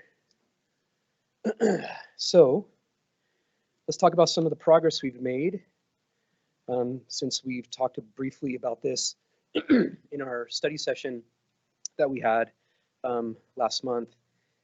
We didn't have a ton of time to really talk about specifics, and we would definitely want to work on finalizing the initial characteristics and traits aspect of things. But just a very, very, very quick review. So the portrait of a graduate is our ability to communicate knowledge, skills, disposition, and characteristics that we want students to possess, in addition to academic knowledge by the time they graduate high school in our district. This was a co-created process. Over 2,000 pieces of data were analyzed, and this was very much a collaborative stakeholder process with all these different groups that's listed on the presentation. A really important aspect of what we're looking to do as a district is integrate portrait of a graduate with our board ends and our strategic plan and make sure there's alignment and cohesion with all those types of things. And that's the work that will definitely be happening in the fall as once we finalize our characteristics and the like and start moving into success criteria and integration into these different plans to make sure it's all cohesive. And portrait of a graduate, like we said, or like I talked about previously, it does align with the post-secondary workforce readiness standards. In Colorado, they like to give things different names. So it's PWR standards and essential skill standards. So they are one and the same. It's all the same document with two different names. But there is alignment in the sense of what we're doing is we're identifying what our priorities are, but they do align with post-secondary workforce readiness standards that the state has. And also it aligns with our ICAP process. If you look on the fourth dot down, PWR demonstrations of learning. So as we develop our portrait of a graduate, ICAP process, as we look to integrate and upgrade that, we definitely want to integrate and work with school sites in finding opportunities to demonstrate those skills that we're talking about. So it's not just a pretty poster on the wall. It's not just something that might be in documents for strategic plan, but it's things that are actually integrated in our instruction K-12. Like we talked about, it does provide a shared language and it does create actionable documents, and that's the goal, ultimate goal with this process. And so in the process, we are at the point where we're finalizing, engaging with you as the board, and receiving your final feedback for a polished document that you can approve. And then as we move on into next year, we are going to make it measurable and actionable by creating success criteria. So if you think about it, we started with stakeholders, and they threw out scattered, right, 2,000 different pieces of data. We worked on creating a reduction into something that's small and manageable. And then as we move forward, in a sense, we're building it back out, but in a strategic way, something that's applicable and usable in our classrooms with our teachers and our school sites. If we just left it all big, it'd just be overwhelming, if we didn't go through that process. So here is what we currently have, and we're going to go through each of these individually. But as we review these, please keep in mind that all competencies will be fleshed out, like I said, more in the process of developing success criteria rubrics next year. And we'll need to keep the competency descriptions relatively concise. So we could forever, because when we met with teachers and administrators and we're trying to reduce, it's hard to reduce when there's always little aspects that we want to add. But I think a lot of those things that we want to add or vet out or flesh out are things that we can do when we develop that success criteria in those rubrics. Also, all these competencies come to a point where they can overlap. So for example, critical thinking It will take critical thinking to be a lifelong learner, right? And one would need both to be a prepared decision maker. And so if you look at all the competencies, it's not a linear, but it's cyclical, right? And it's not hierarchical. It's a cycle, right? There's things that relate or interconnect, and as they develop them, it's not something where they're doing steps, right? Like, my freshman year in high school, I'm going to work on critical thinking, and then I'm going to move on. No, it's something that encompasses all grade levels and is cyclical in that sense. So let's look at the first one. The first one is contributing citizen. And a contributing citizen, the description is empathetic advocate who displays global and cultural awareness and actively engages with their community. One feedback I did receive, some notes from the board, is a concern about integrating in like a deep understanding of the U.S. Constitution and being civic minded. And so that's one thing I want to bring to you. If you have any words of advice for that, in the sense of using civic mindedness maybe. And then when it comes to the understanding of the U.S. Constitution, that's something that might be vetted out as we look at success criteria. And so if we think about that, it would read empathetic advocate who displays global and cultural awareness, civic mindedness, and actively engages with their community. And so any feedback on that I'd appreciate. Mr. Chair, Director Shandy. I think that would be good, a good addition.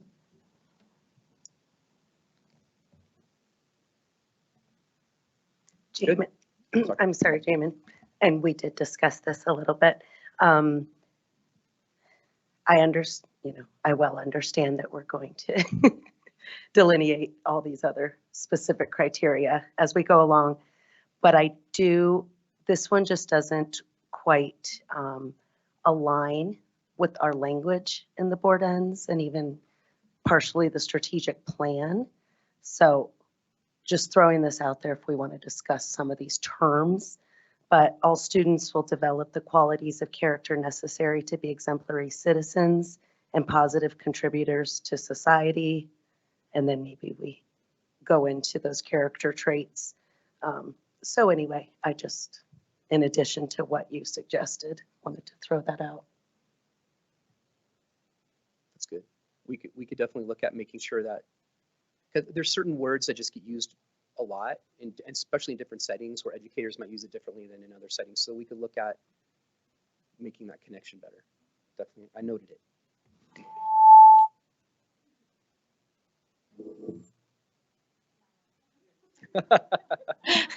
Okay.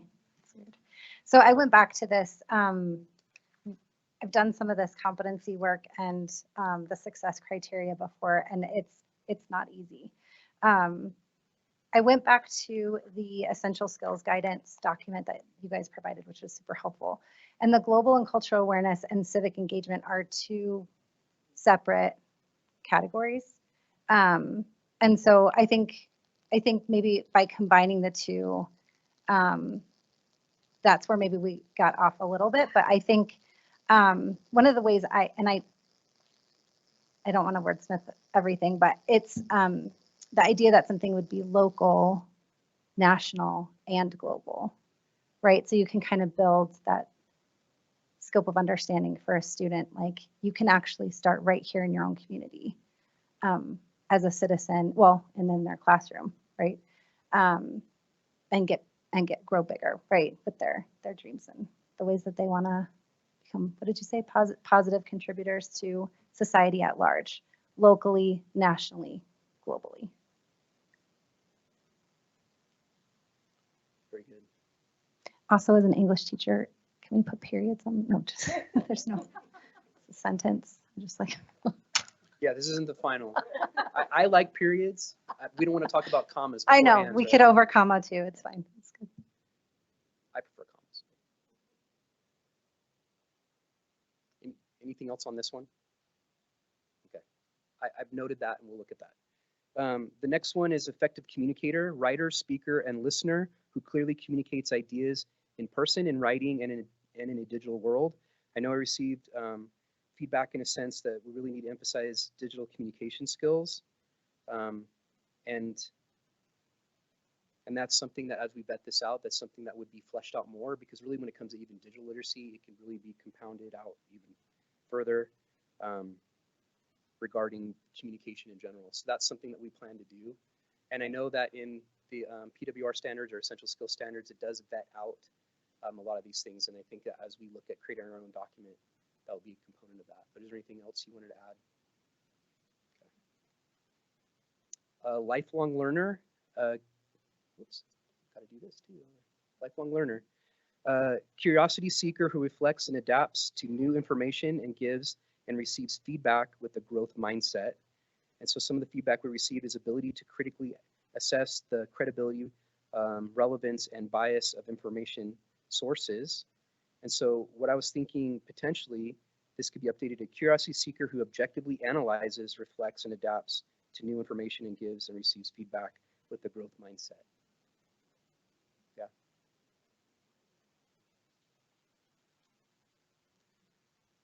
Anything else on that one?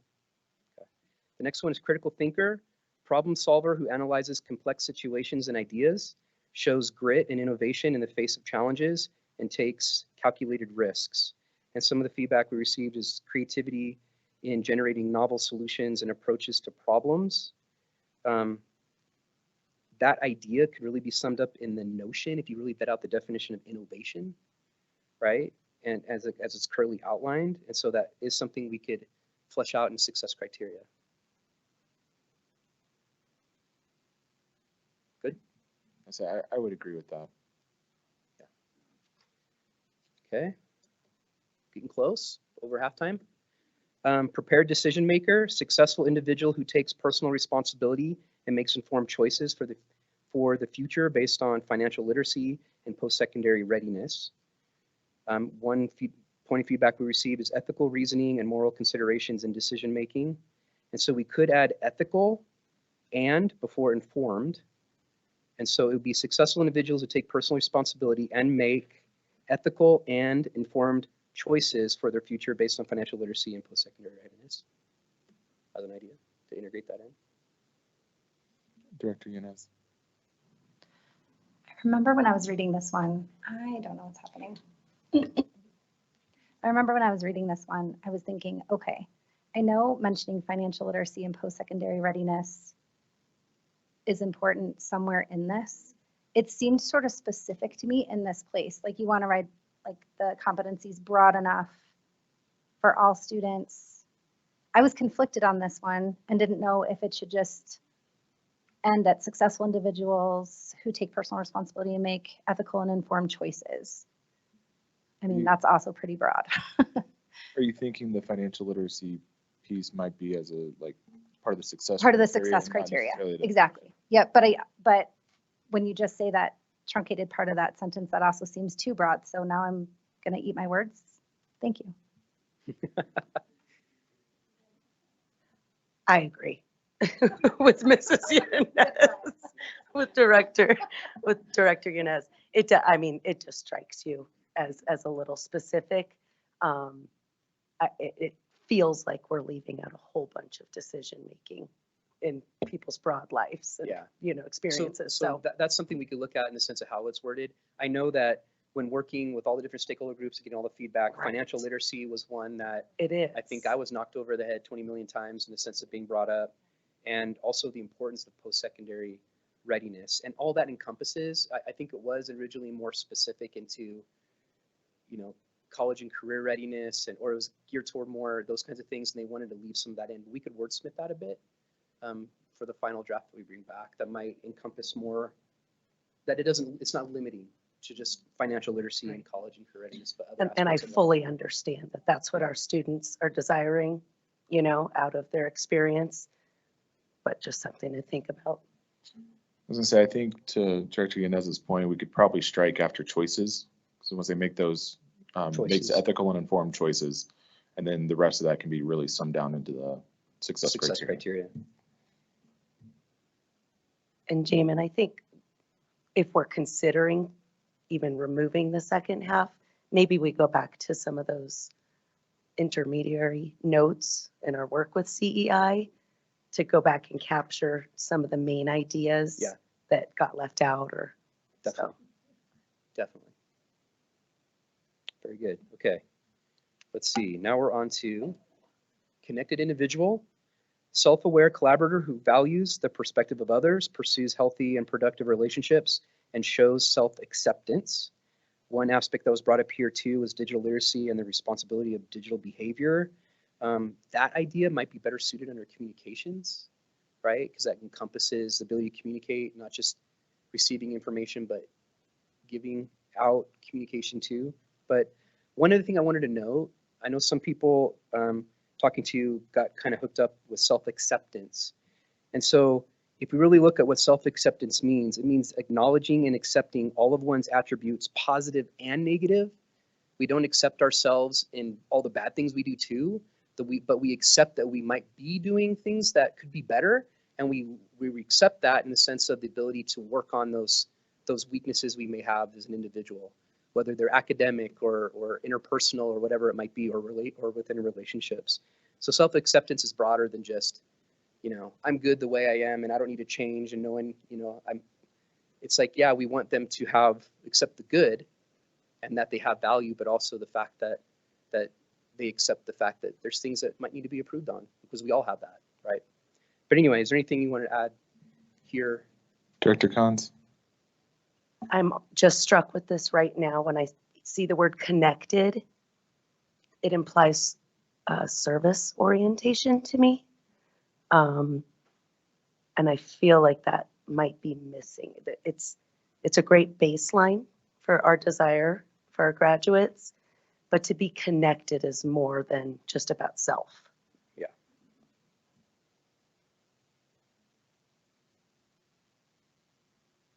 I agree.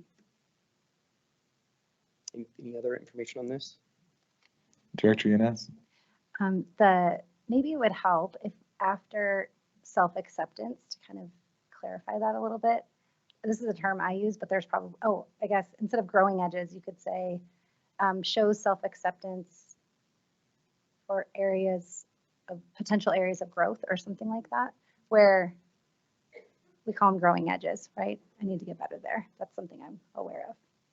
I don't know, I thought maybe that could help clarify. Yeah, it's good. I like that.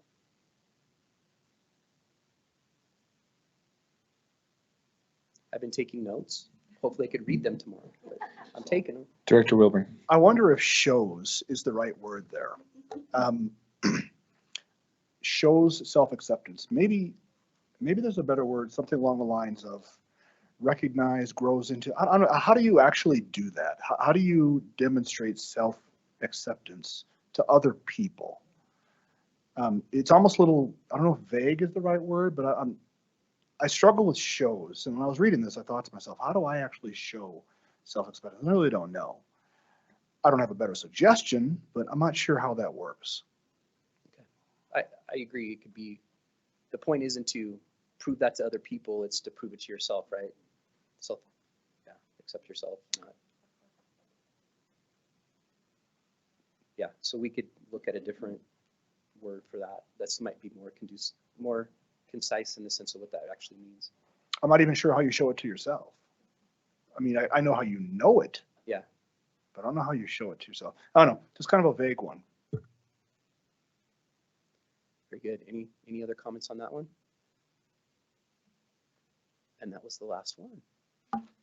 So I do want to show you where we are with our kind of the top graphic that there's been some redoing and moving things around. This isn't the final version because we know that some of the lettering might be a little vague, but if you look at, we have the mountain, which also resembles our Academy District 20 symbol. We have two, I don't know the official terms of them because I'm not a mountain climber, but mountain climbers. And you'll notice there's a team one aspect to it because there's a team aspect.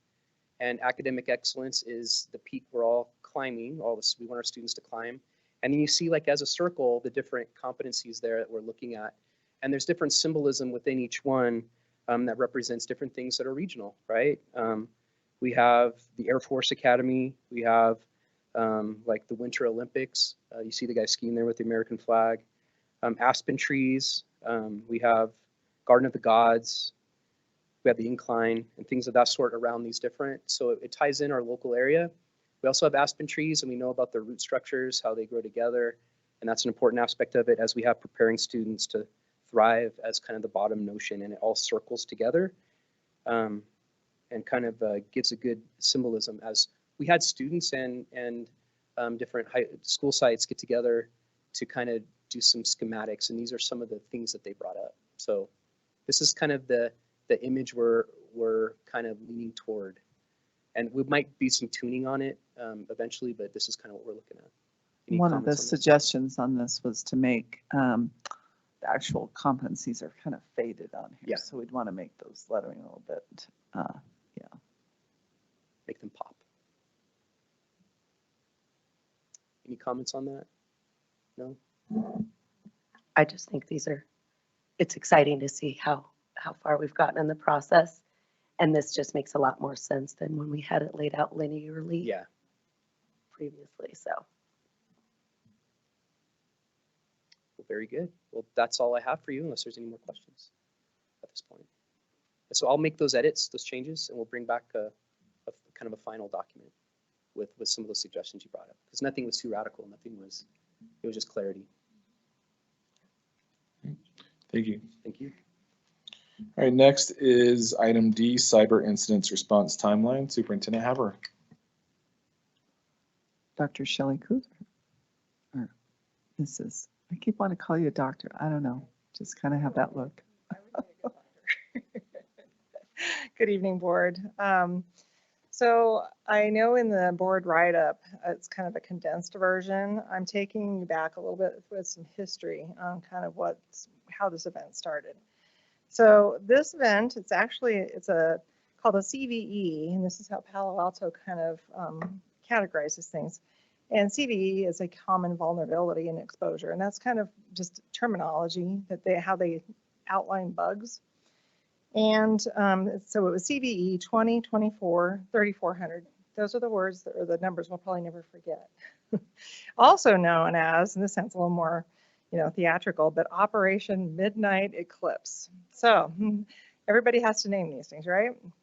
So there's two items, kind of the first two bullets that are out there. That is when I call them the hackers, but when there was vulnerabilities that were being noticed and being performed on systems. And Palo Alto is our firewall. It is how people can come in and out of the district. That is kind of like, equate it to your home router. People, if there are malicious actors, that's really kind of trying to gain entry. So with the particular vulnerability, there were two initial attempts, and there was a follow-up on the 27th of 3/27, so that would have been in March. Then, not until April 7th, there's a group that's called the UTA 0218, and that is a threat hack. It's basically a threat hacker group, and they have attempted. What they end up doing is they try to put a file on a server that lays dormant in your system, and when they do that, they will lay unbeknownst to any of the threat detection at that point, because it's just a file. They will then use that as a backdoor to later exploit systems. So that happened on April 7th. Now this is before this is not on our system. This is just in general what the Palo Alto vulnerability entailed. Then Velexity, they are a DC-based cyber firm. They actually witnessed the UTA group exploiting firewall devices. So they were the ones who actually notified Palo Alto of this vulnerability. And that was on the 10th of April. When they saw the second one, that was actually when they issued the advisory for Palo Alto on the CVE 24. And that came out at 11:55 or 12:55 a.m. on April 11th. So then Palo Alto reacted and they notified D20, well, they notified all their customers that there was an initial workaround, and that was to turn telemetry off, and that should take care of it. So that was Friday, the 12th of April. That was also, of course, when we got our first notification. We immediately applied that patch, or I shouldn't say patch, that workaround that evening, thinking, okay, things are good. Went home for the weekend. Now, if you notice, there is a red line, And anytime when you're talking cyber threats, when there is, it's called a 0-day exploit, there is no fix for this. So a vendor has something out there, they know they're vulnerable, and there is no fix. So that was theoretically a 0-day exploit. So we were notified the second time, and that would have been on the 16th, and that was 4 days later. So we think we're doing good. We were notified that the workaround was ineffective, meaning that line really should have been down because there was no patch, and what they told us to apply really did not work.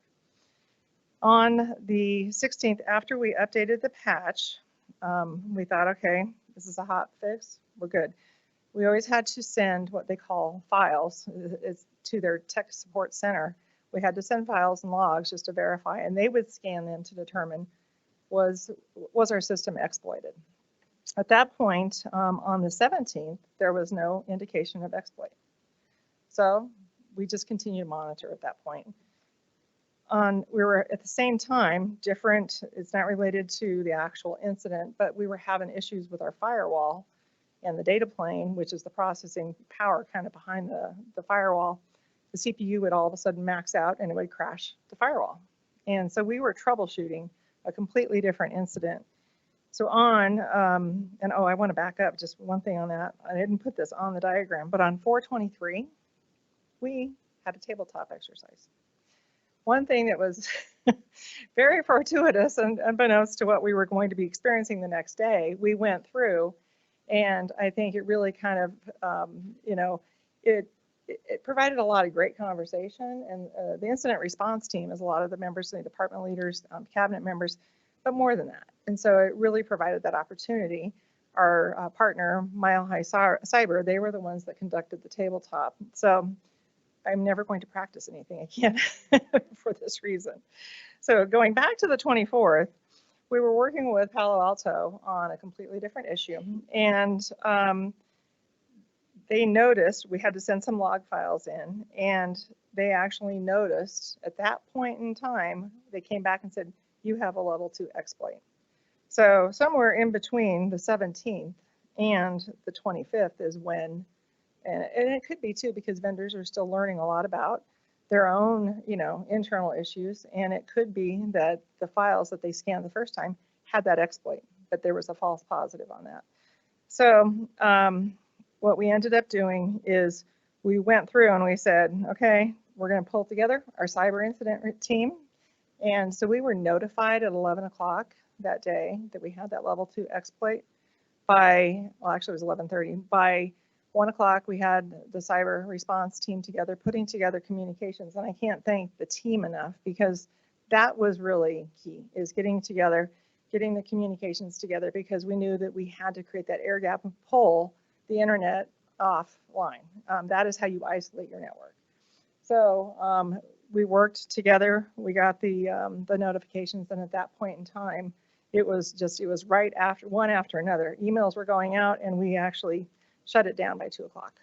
So you think, well, that's still a big delay, but it's a big task to do. So the next, the next 2 days, there was a lot of extensive work. The recommendation was we needed to reset our firewall.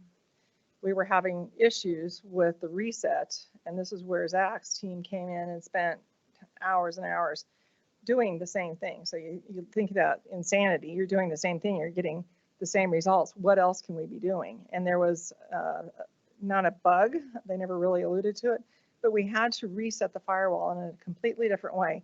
That was 24 hours later of trying to repeat the process under their guidance.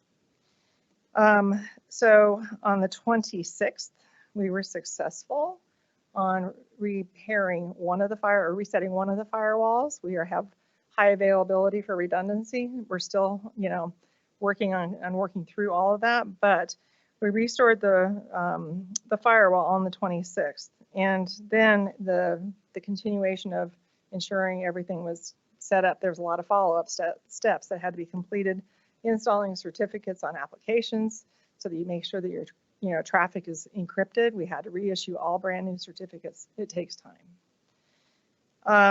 And then the 29th, Palo Alto notified us. We came back up. came back. We actually have also fixed our issue with the firewall, but Palo Alto notified us that there is a proof of concept by third parties of post-exploit persistence techniques that survive resets. So we're like, great. We went through all this work. We're up and running. But again, vendors, they're still learning. They're still learning a lot about this because we know that, you know, Velexity is the one that notified Palo Alto that this was even happening. So we are continuing to monitor, really for any signs. I have to say, we have done, I really think the team's done a great job on being proactive. This past year, we put together, we implemented, I should say, a endpoint defender, and it's really on all devices. So we get notified if there's malicious software that is getting downloaded.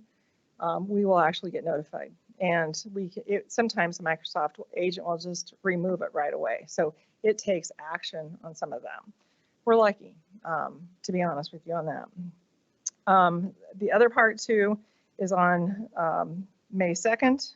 There is actually another publication, and then this is not on this because it's still developing, but there's an enhanced factory reset, which we will be doing, but we're waiting until school is complete because this couldn't have come at also the worst time. We had testing going on. And, you know, there was a limited time to actually complete these tasks. So, of course, no crisis usually happens at a good time anyway, but this was not a great time. The other thing is that on May 3rd, is last Friday, we were actually able to successfully downgrade our version to a more stable platform. So this week has been, I'm going to knock on wood, relatively stable. We have not had the crashes that we had. Also, the version we're on is not a version that is impacted by the vulnerability. However, we still have to do our due diligence because we were at that level when we had the exploit. So there's still a lot of work to be done, but I really have to say, going through the event and pulling people together, and it was, I mean, I thought it was pretty good. And it was really around the communication and having practiced it that I think made it so. And then also having the communication that was timely, transparent, going out, it kind of all played into it. So I'm happy to answer any additional questions. Board, any questions? Director Wilburn. So did we suffer any actual data loss or just exposure? So if you can think of it this way, a level 2 exploit is that somebody has gotten a key and jiggled your lock. We don't know. They have a key. They could have gotten in, but there is no indication that there was any data compromise. After we went through, we reviewed everything because we don't even know from the standpoint when we say no, we took the steps that Palo Alto recommended in thinking that they had gotten in and put this upstyle file on our system. We had no indication of that, but we were following protocol from Palo Alto's direction. But the systems, there's multi-layers when you really start talking about data security and privacy, but it's also around how we have our network segmented, as well as making sure that we have multi-factor in all of our applications that are enterprise applications. Just very impressive. Very, very, I've been around large organizations, huge organization, a lot of different buildings, a lot of sensitive information, credit cards, everything. Your team just really handled this one. Board. Thank you so much. Okay, thank you. All right, next is item E, funding options for public schools on military installations. Superintendent Haver. Mrs. Becky Allen, Deputy Superintendent, CFO.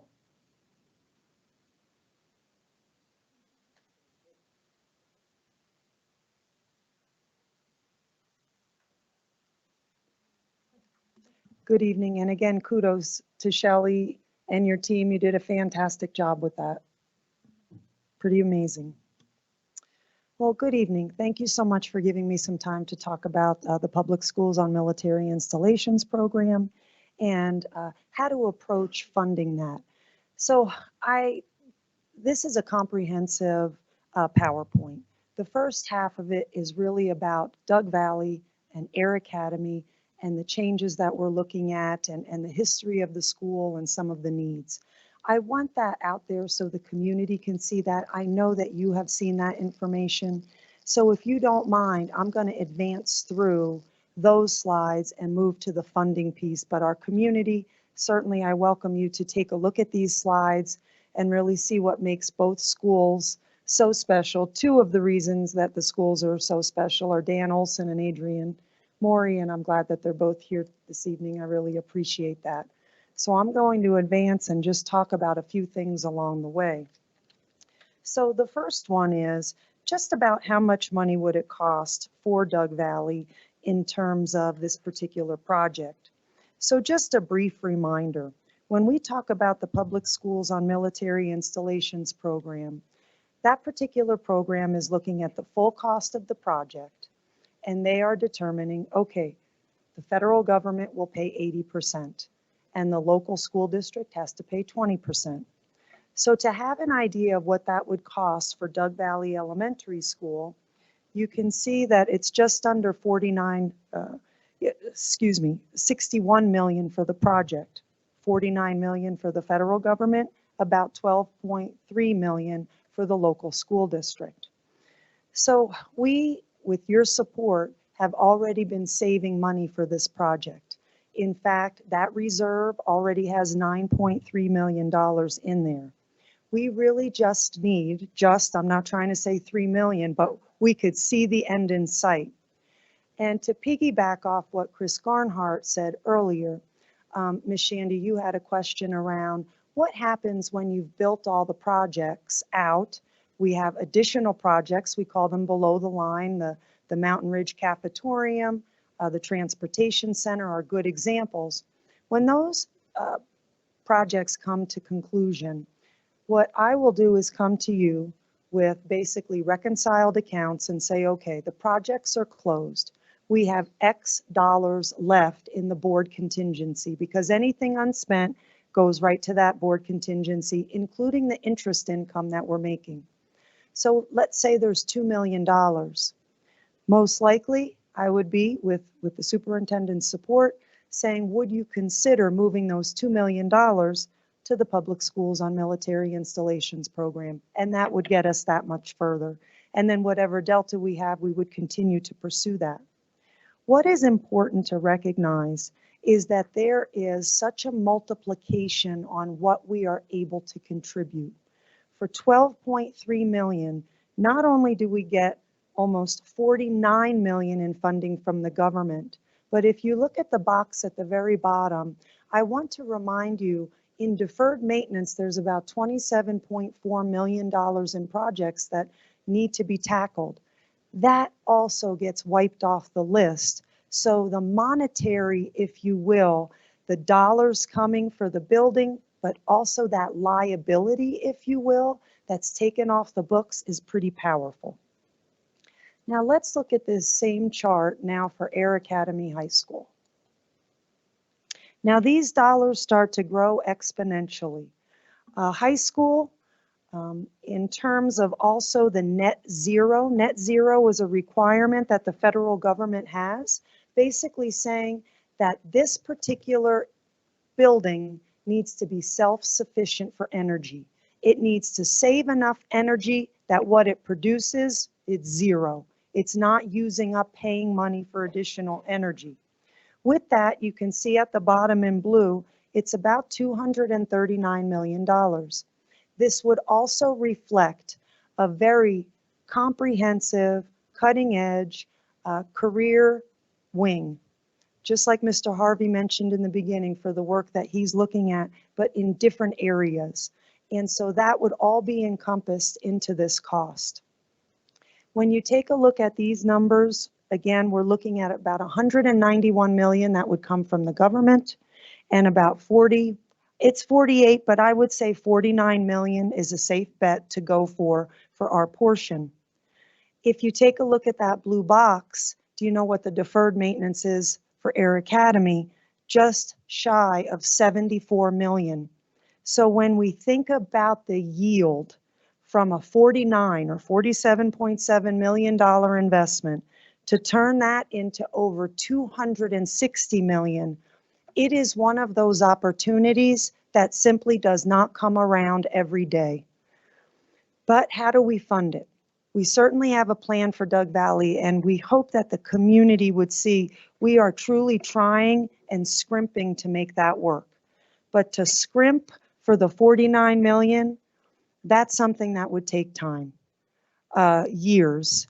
And my concern is that the federal appropriation for this Public Schools on Military Installations program, what if that money goes to other people? We've left an opportunity, 264 million sitting on the table. And it's just would be irresponsible of me as the CFO to say that I think that's an okay outcome. Our kids would absolutely adore this facility. And this is about the whole district. And here's why I say that. In both of these projects, when we accomplish these, we take $100 million off the deferred maintenance list. I promise you, there are plenty of projects from other schools that will slip right in.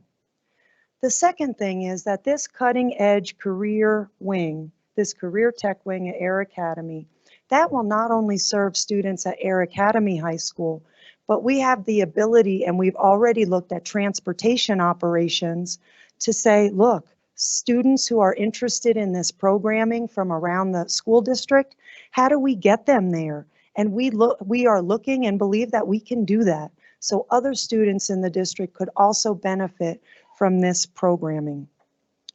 So there's typically kind of two main ways that you could fund something like this. So let's look at the first one. It's called a COP. And I'm just doing these little kind of scenarios just on the 49 million. Then I'm going to show you what would be a more realistic view for what we would need to do if a bond were looked at as an example, because charter schools get part of that fund, and there's another idea that we have. But let's just look at 49 million to get the scope of what some of these things cost. So there's something called a certificate of participation, or it's not called a COP, it's called a COP. That's what you'll hear. It's a financing tool. And by the way, you have two experts sitting here from RBC Markets. We work with them. We work with them in our bond issuances. They help me when we are doing planning for our levies, long-term planning, 25-year planning. Dan O'Connell, Anthony Singh, very talented gentlemen. Appreciate them being here in case you ask a question that they would give you a better answer than me on. So you feel free to jump in at any time. So a COP is an opportunity to borrow money. And I think about these things in this way. When you buy a home, I don't have $500,000 to sit at a table and just start it to get out of my purse and put it on the table and sign the papers to buy the house. I have financing, a mortgage. All of a sudden, I've got the 500,000 there, and I go ahead, I own the home, but now I've got 25 or 30 years of payments. These two things, a COP and a bond, are very similar. You go through this process, you have an influx of funds that you can utilize for a project, and then you pay it back over time. Both of these scenarios are 25-year paybacks. Again, I simply liken it to a mortgage. So specifically a COP, something gets leased. So if we were doing a COP for $49 million, that would just cover Air Academy, we would have to identify collateral. Makes me nervous. So you're looking at collateral that's equal to 49 million, or just around 10%. That's one of our buildings or two of our buildings. I'm not saying this would be the collateral, but it just gives you an idea. We spent 46 million on Chinook Trail Middle School. So does that become the collateral? What that means is if we default on one of those payments, that building, that collateral is at risk. So how do you pay for your payments? Well, on a mortgage payment, you have them every month. You have a job, you pay your payments. How would we pay these payments? Well, whatever money you have available out of the general fund. Maybe if we had a mill levy override that was generating money, we could use those. But the issue is, this is a sample of what a payment schedule would be for this. And you can see that the annual payment is about $3.4 million. And that would yield us having 49 million, and over 25 years, we pay that back. So let's look at some pros and cons.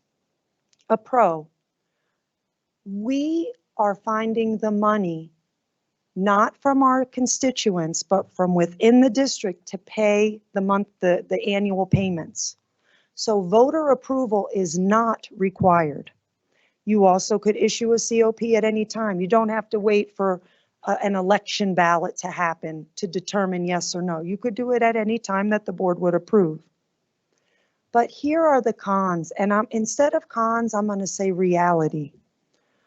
We don't have $3.4 million each year. If we did, it would be in salaries. I don't know where we would find this. If we took 3.4, what's going to pay the price is the salaries. And that's just the reality of it. We would have no dedicated funding stream to pay these payments. And again, every dollar we would pay to COP is a dollar not going to staff and then indirectly not benefiting students. Also, that collateral, I'll just be honest, I don't care for it. It makes me nervous. The other thing is the cost for interest is a little higher for a COP. In my opinion, I just have to be realistic. We do not have the $3.4 million to make the payments. So let's look at another option, which is a bond. Again, how does a bond differ? Well, voter approval is required. Why? Because with a bond, the community is saying, we give you, is everything okay? Director Wilburn, did you have a question? I'm sorry. No, you were on a roll. I didn't want to interrupt you. The concept of collateral, of course, makes perfect sense on the consumer side of the fence. You don't make your car note, they repossess your Buick. They foreclose your home. In this context, it's hard to envision the holder of a debt instrument being particularly interested in taking over an elementary school. I mean, in the real world, what does that look like? Dan, could you come up? So in the history of COPs, it's never actually happened. The reason that you require collateral is because it's not necessarily debt. It's annually appropriated by the board. So this is essentially each year the board would meet and say, we appropriate this 3.4 million in order to pay that COP. And so because it's not a multi-year fiscal obligation, it does require underlying collateral. You're right. Like, why would investors want to come in and operate a school? That's not what they would do. So you have to have identifiable collateral that can be subdivided so that you would have, let's say, a school in this half of the building, and then you would have whatever it may be on the other side. It's never happened. And the history of COPs is 20 years plus. Okay. And in instances like this, is real estate the most typical of the collateral, or do you put up 25 of your buses? Or no, it has to be essential use collateral. So it has to be something that the district needs to operate, because otherwise you would then say, well, we don't need these 3 buses. So when you have to appropriate, you say, we're not going to appropriate, take the 3 buses and we don't want to pay. So it has to be very essential to the district to operate. You bet. Okay. So for bonds, we do have, it has generated a new source of income. And so voter approval is required. And again, just like we did in 2016, it's this tool where if it is approved by voters, then we issue bonds, and we work with Dan to do that. And they are sold, and you will go ahead and make these payments, and folks get interest on the bonds that they buy. Now, we have an opportunity here that is not going to be each year. So we work with RBC to develop our payment schedules on all of our bonds. And so this year, just to give you scale, it's over 29 million this year of 2 payments that we make. It's a principal payment and an interest payment.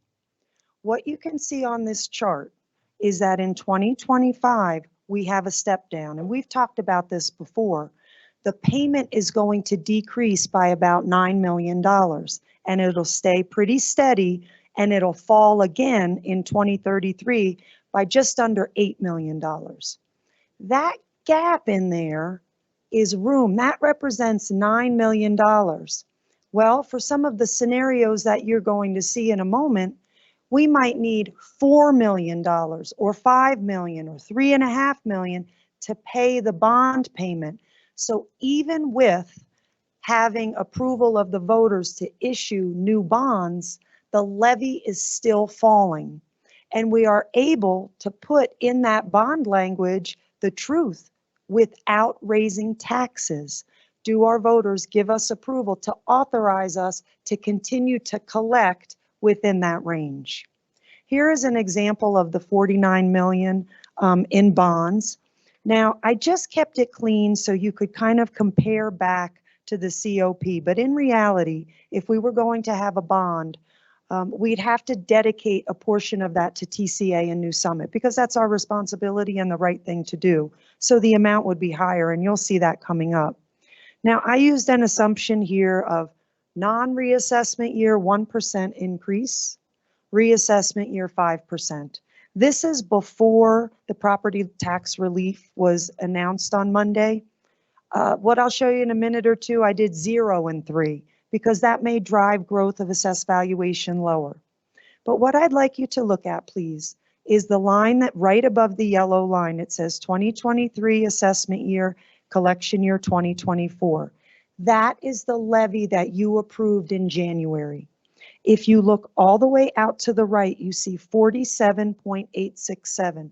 That was the total levy that you levied, and that's on folks' property tax statements when you add the bond and the general lines on a property tax statement. In yellow, what we put down is if a $49 million bond passed, what would that do? So if you take a look in the far right column, you have the total mill levy.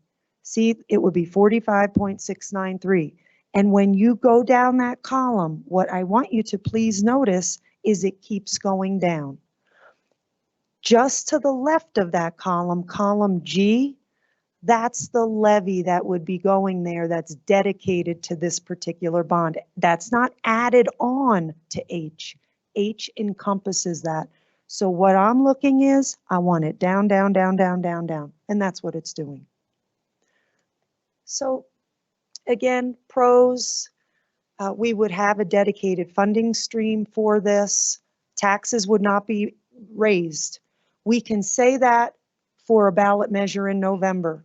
We would not be able to say that the following year because the step down would have been gone. We don't have to worry about collateral. Even though Dan said it's not been used, we wouldn't have to worry. And the interest payment is slightly lower than a COP. Voter approval is required. Very quickly, I'll talk about ballot language a little later, but legally in blue, that is what would lead this off because it's without imposing any new tax. So let's look at a few additional considerations if we wanted to look at this a little bit more deeply. So this opportunity going to the voters, we do not take that lightly. So obviously the 49 million would be on there for the Air Academy High School project. So I'm not sure if you've heard of House Bill 231161. I just learned about it recently. And we actually reached out to the state and some of them didn't know about it. What it means is by January 1 of 2025, it will not be legal to sell fluorescent bulbs in the state of Colorado. If I have a big box of fluorescent bulbs that I already bought on January 1st, 2025, I can use them, knock myself out. But if I run out of bulbs, I cannot go to the store and purchase them in the state of Colorado. Well, our sites have a lot of fluorescent bulbs. And there are some companies that tell you, we could sell you a hybrid bulb. You just stick it in there. It's not fluorescent. It's an LED hybrid with the fluorescent. We've tried them. They catch fire. And I'm not making that up. So we literally, to meet this expectation, we're going to have to change out all our fixtures. in the whole the whole building of every building. Now, we are already trying to buy up some fluorescent bulbs because that's a big undertaking. And Liberty and Rampart, they are also going to need extensive rewiring to even put the new fixtures in. We're estimating at about $9 million. This is mandatory, and it would be our recommendation to consider putting this in there as well. Again, if our tax-paying community would say we support this, again, that allows then all of that $9 million to pay that to stay, to pay for Rock Rimmons, walkway, and all the other pieces that we have. We also, again, need to give a proportionate share to TCA and to New Summit. I've spoken with both of them to make sure that they knew this was being discussed. They told me what they would spend their dollars on. In that box on the lower left, you see the proportionate share of their student populations. So it comes to about 69 million and a little bit more, 140,000. Let's look at that in terms of just a schedule. So when you look at these payments, again, what I am looking at, we've kind of oriented ourselves. If you'll notice, I used a more conservative approach because I developed this after Monday. Monday, Governor Polis talked about property tax relief. So I thought, I think I'm going to go 3 and 0. And Dan is always a great sounding board for me with his expertise to give me feedback if my thinking is okay. He felt like this was reasonable.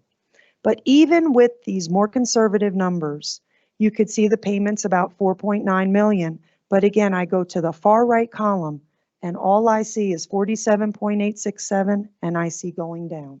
So even with this addition, our community's levy would drop.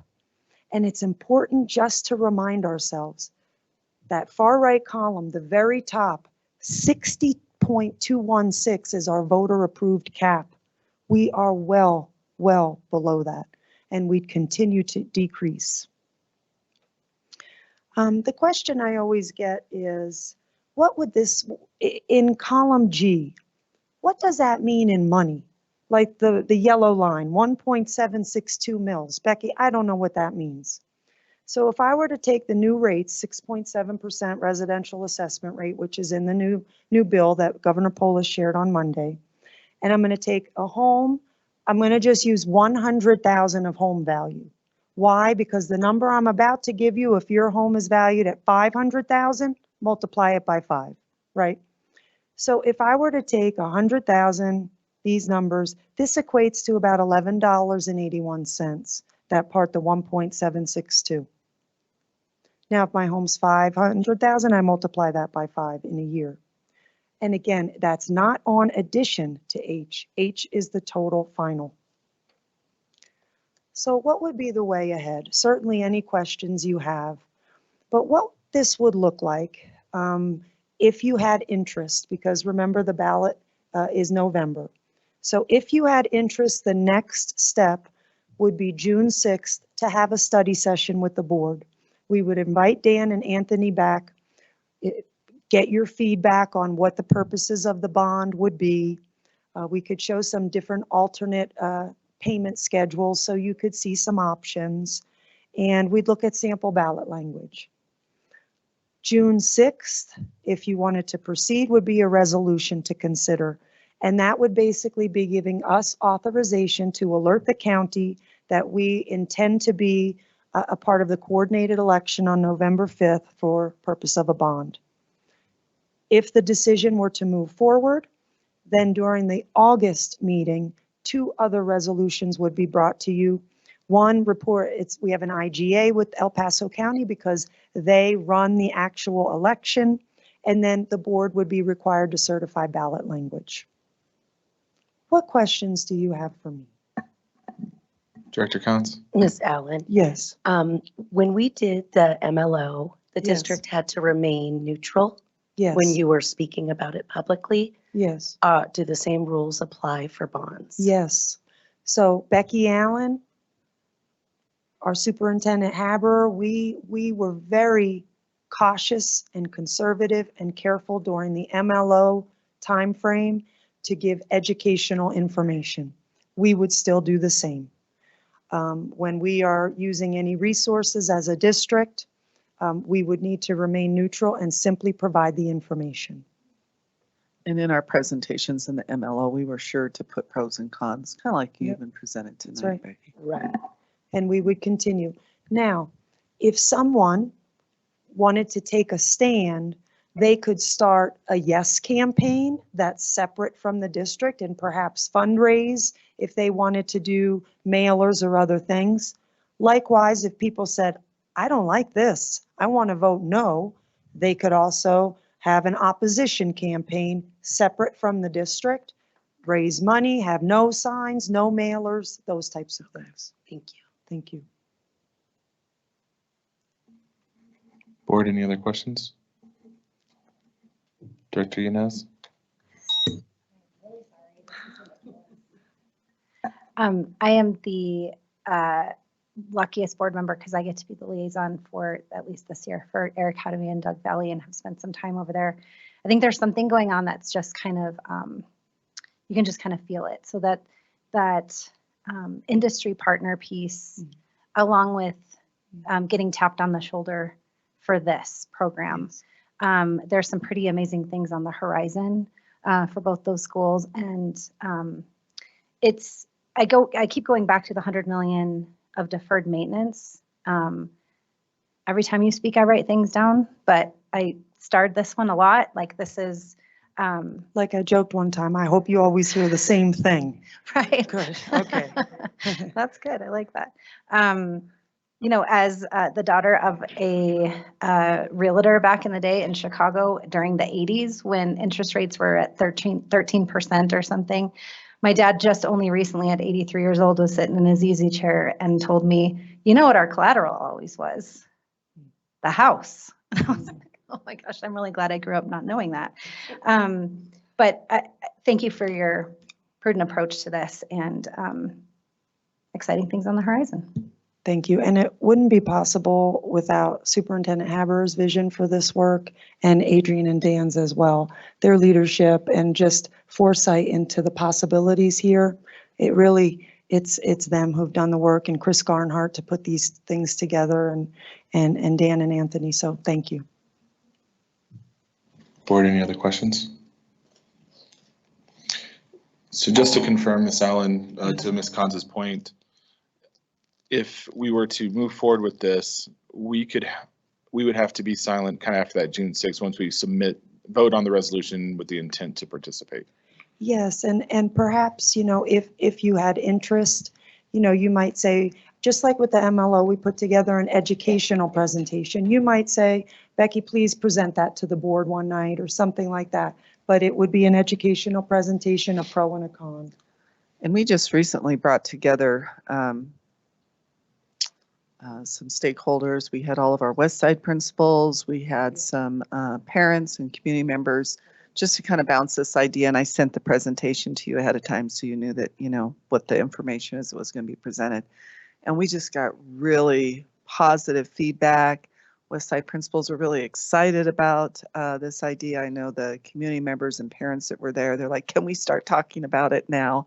And we said, no, we have to wait until we present it to the board. But they're, like Director Yanez said, there's a lot of energy around this. We're also looking at Air Academy as kind of building on that innovation center there. And as we start talking to business partners, they're getting excited about it. Both Lindsay Pack and Ann Caesar were a part of the evaluation team, and they're excited about the idea of having an innovation center there. And we even talked about, as part of the bond, creating like a transportation piece of it in there too, so that students around the district could also take advantage of those career pathway opportunities at Air Academy. And Mr. Salt, I just want to clarify one piece on your question. So up on that slide, the timeline would put August 8th to certifying ballot language. It is at that point where we become, whereas myself or as in our working capacity becomes educational only. That's kind of when that clock starts for fair campaign practices. Thank you so much. Oh. Sorry, this is just for Superintendent Haber. Were you able to do any informal focus groups as far as what the community preferred when you had these meetings, as far as a COP or a bond? Well, it was very clear, at least in my opinion, and Director Yanez was there, that the group that we brought together was pretty representative, and Becky presented both, and I think I could say that they were definitely preferring a bond to be able to do that, knowing that we're taking, what, 2.33 million out, knowing that, what is it, 80%, a large part of our budget is salaries and benefits. So when you talk about not having an additional revenue stream, where is that going to come from? It's going to, eventually it's going to hit our compensation packages. It has to, because we don't have any other place to pull from. So when you look at it that way, especially, I think the idea of a bond is definitely more appealing. I would say for our staff members for sure, but community members understanding that you start having to reduce staffing. Now you're talking about larger class sizes. You're talking about disappearance of programming, and you compare that to, passing a bond, especially this opportunity to be able to pass a bond. This is like a one-time opportunity to be able to do it and not have to raise taxes. And that, I think that is a huge selling point as well. Right. And really my intention when I asked about the rules governing MLOs versus, it was wishful thinking that we could be more positive on That's a right. bond. That's So, right. okay. Thank you. Thank you so much. Real quick, so just to confirm, so the district's recommendation would be the bond at the 69. Yes, sir. Okay, so Director Wilburn. So you'd mentioned something about earlier in the presentation about the money going to other people. Is there some sort of a sunset, a date, a timeline to accept the language and submit it or not? Or is that just? They don't give you a deadline. They Okay. just say, they just kind of want you to go through the process as fast as you can type of thing. And it's in stages. So we've got the design, we get that award, then we get a construction grant. But they recognize that Air Academy is a very steep price tag. And the signals I have gotten from them is to move along on this. Because while we don't, they always say it's up in the air what future appropriations could come from the federal government. So on this one, I'm strike while the iron's hot type of approach. I did have somebody on the evaluation team when we were walking around mention to me that, while they're offering it, they are really excited about our project. And I don't know, Dan and Adrian, I think you would agree. They're excited. They usually only come out for one day for one project. They decided to come out for 3 days because I think they were so excited about the PK8 and the career pathway opportunities that we want to have between like our 7th and 8th grade students being able to travel up to the high school with the aviation pathway and culinary and performing arts kind of career academies that we're building at Air Academy.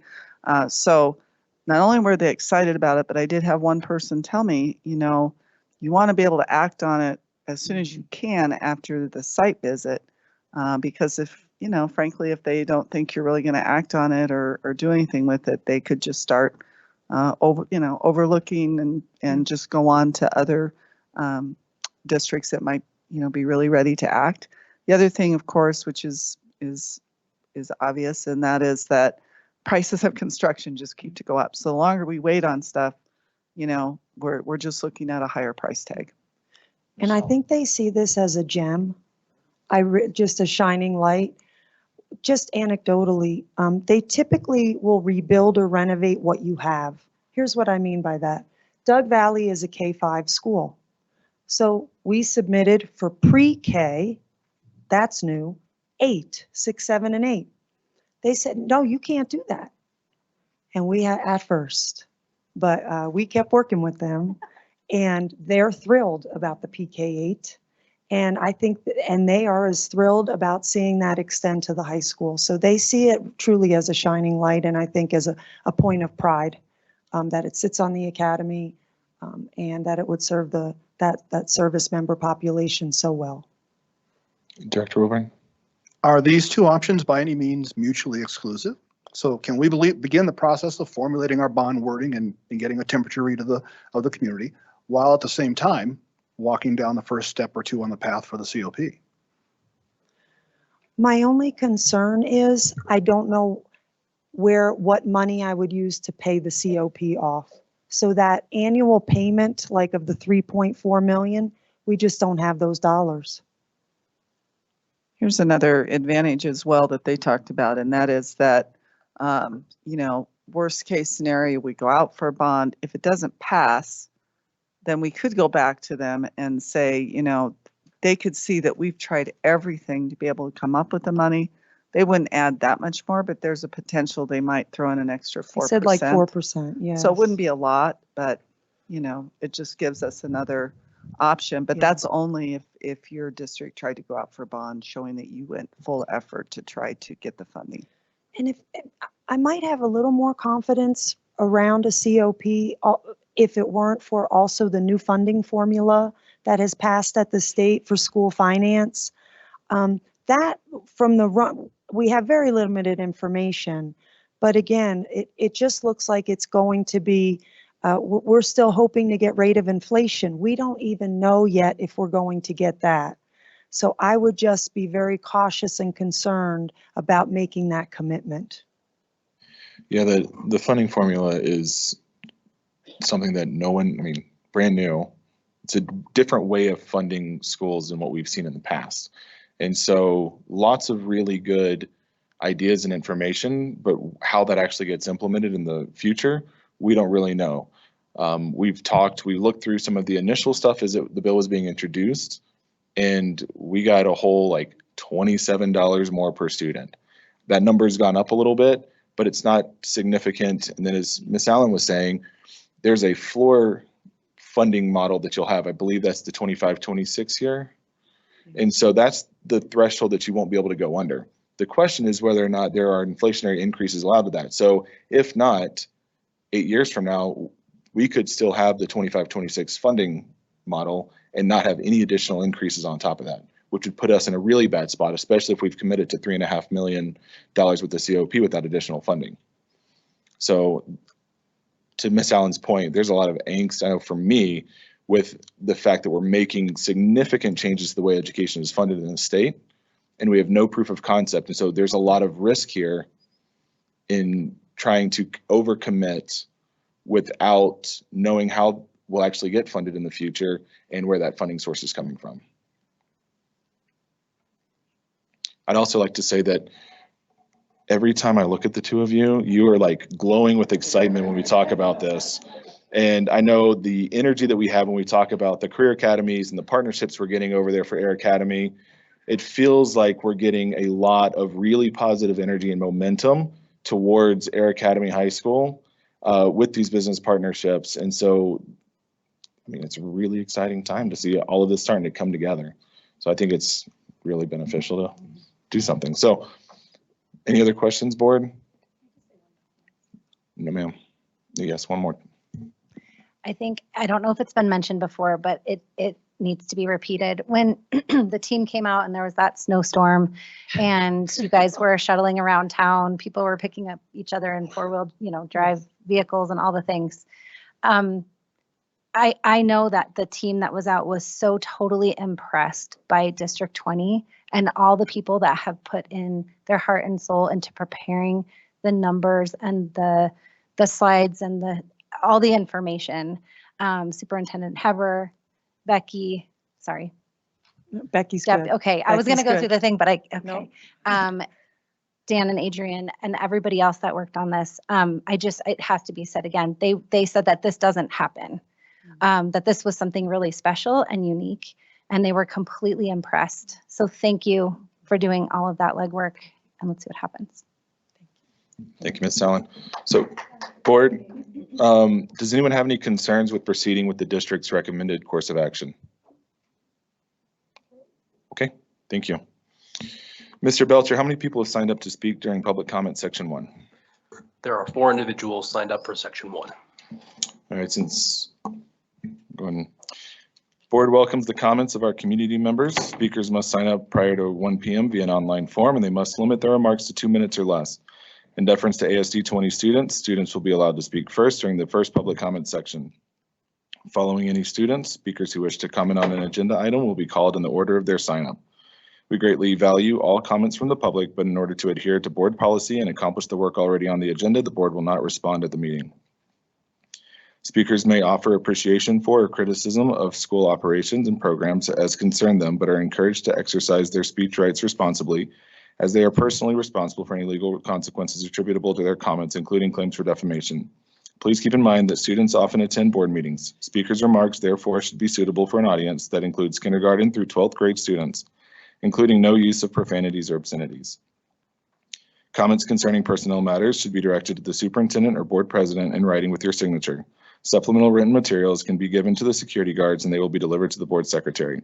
The board president will recognize each speaker, and consistent with GP 4.4, comments will be curtailed if remarks or behavior becomes inappropriate. The board president may interrupt, warn, or terminate a speaker's statement that is unrelated to the business of the school district, inappropriate for K-12 students, or disruptive to an orderly, civil, and productive meeting. Thank you for your cooperation.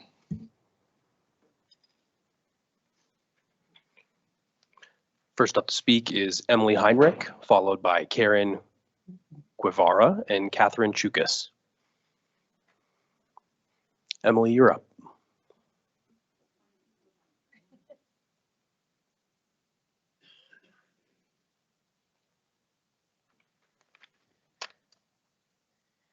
Good evening. My name is Emily Heinrich, and I'm a proud D20 educator and parent of 2 D20 graduates. I'm here tonight to speak to you about equity versus equality. These two words are frequently used interchangeably outside of education. Within education, however, we know that equity means that everyone gets what they need to succeed, while equality means that everyone gets the same. We also know that equal doesn't mean fair. Why then is District 20 administration recommending a salary increase that is equal rather than equitable? Our students, our schools, and our district are suffering due to a lack of equity. According to the Colorado Department of Education, District 20 had a staff turnover rate of nearly 20% for the 23-24 school year. The highest levels of turnover occurred in the areas of instructional support and paraprofessionals at nearly 30%. In contrast, the turnover rate for administration in D20 was a mere 12%. We know there's a national teacher shortage, but it is more than that. Instructional support personnel and paraprofessionals are desperately needed at all levels across our district, but we cannot hire or retain persons for these positions due to low offered compensation. And our most educationally impacted students are suffering because of this untenable situation. The leadership of the Academy Education Association has provided you with an equitable alternative. I acknowledge that the current proposal to offer a 6% salary increase for D20 employees is extremely generous and equal. It is not, however, equitable. Yes, I recognize that this proposal would, on paper, cost the district an additional $1.3 million, but I believe that it is time to ask whether we would rather put those funds into the hands of the members of Team 1 or into the pockets of lawyers and litigators when positions go unfilled. I'd like to end by acknowledging that this week is Teacher Appreciation Week. Teacher Appreciation Week was originally proposed by Eleanor Roosevelt in 1953. Mrs. Roosevelt wrote, "It is quite impossible to give teachers monetary compensation alone that will repay them for their time and devotion to the job and the love that must go to each and every child. But I think that we could compensate a little more adequately the teachers in our communities." Up to bat is Karen Guevara. On deck is Catherine Chukas. In the hole is Megan Gateke.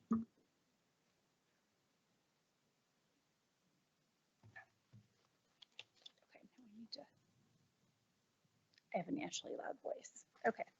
Hi, my name is Karen Guevara. I'm a D20 parent and resident. I'd like to speak about Resolution 199-24, the approval of salaries for fiscal year 24-25. I believe this resolution needs some changes before it's approved.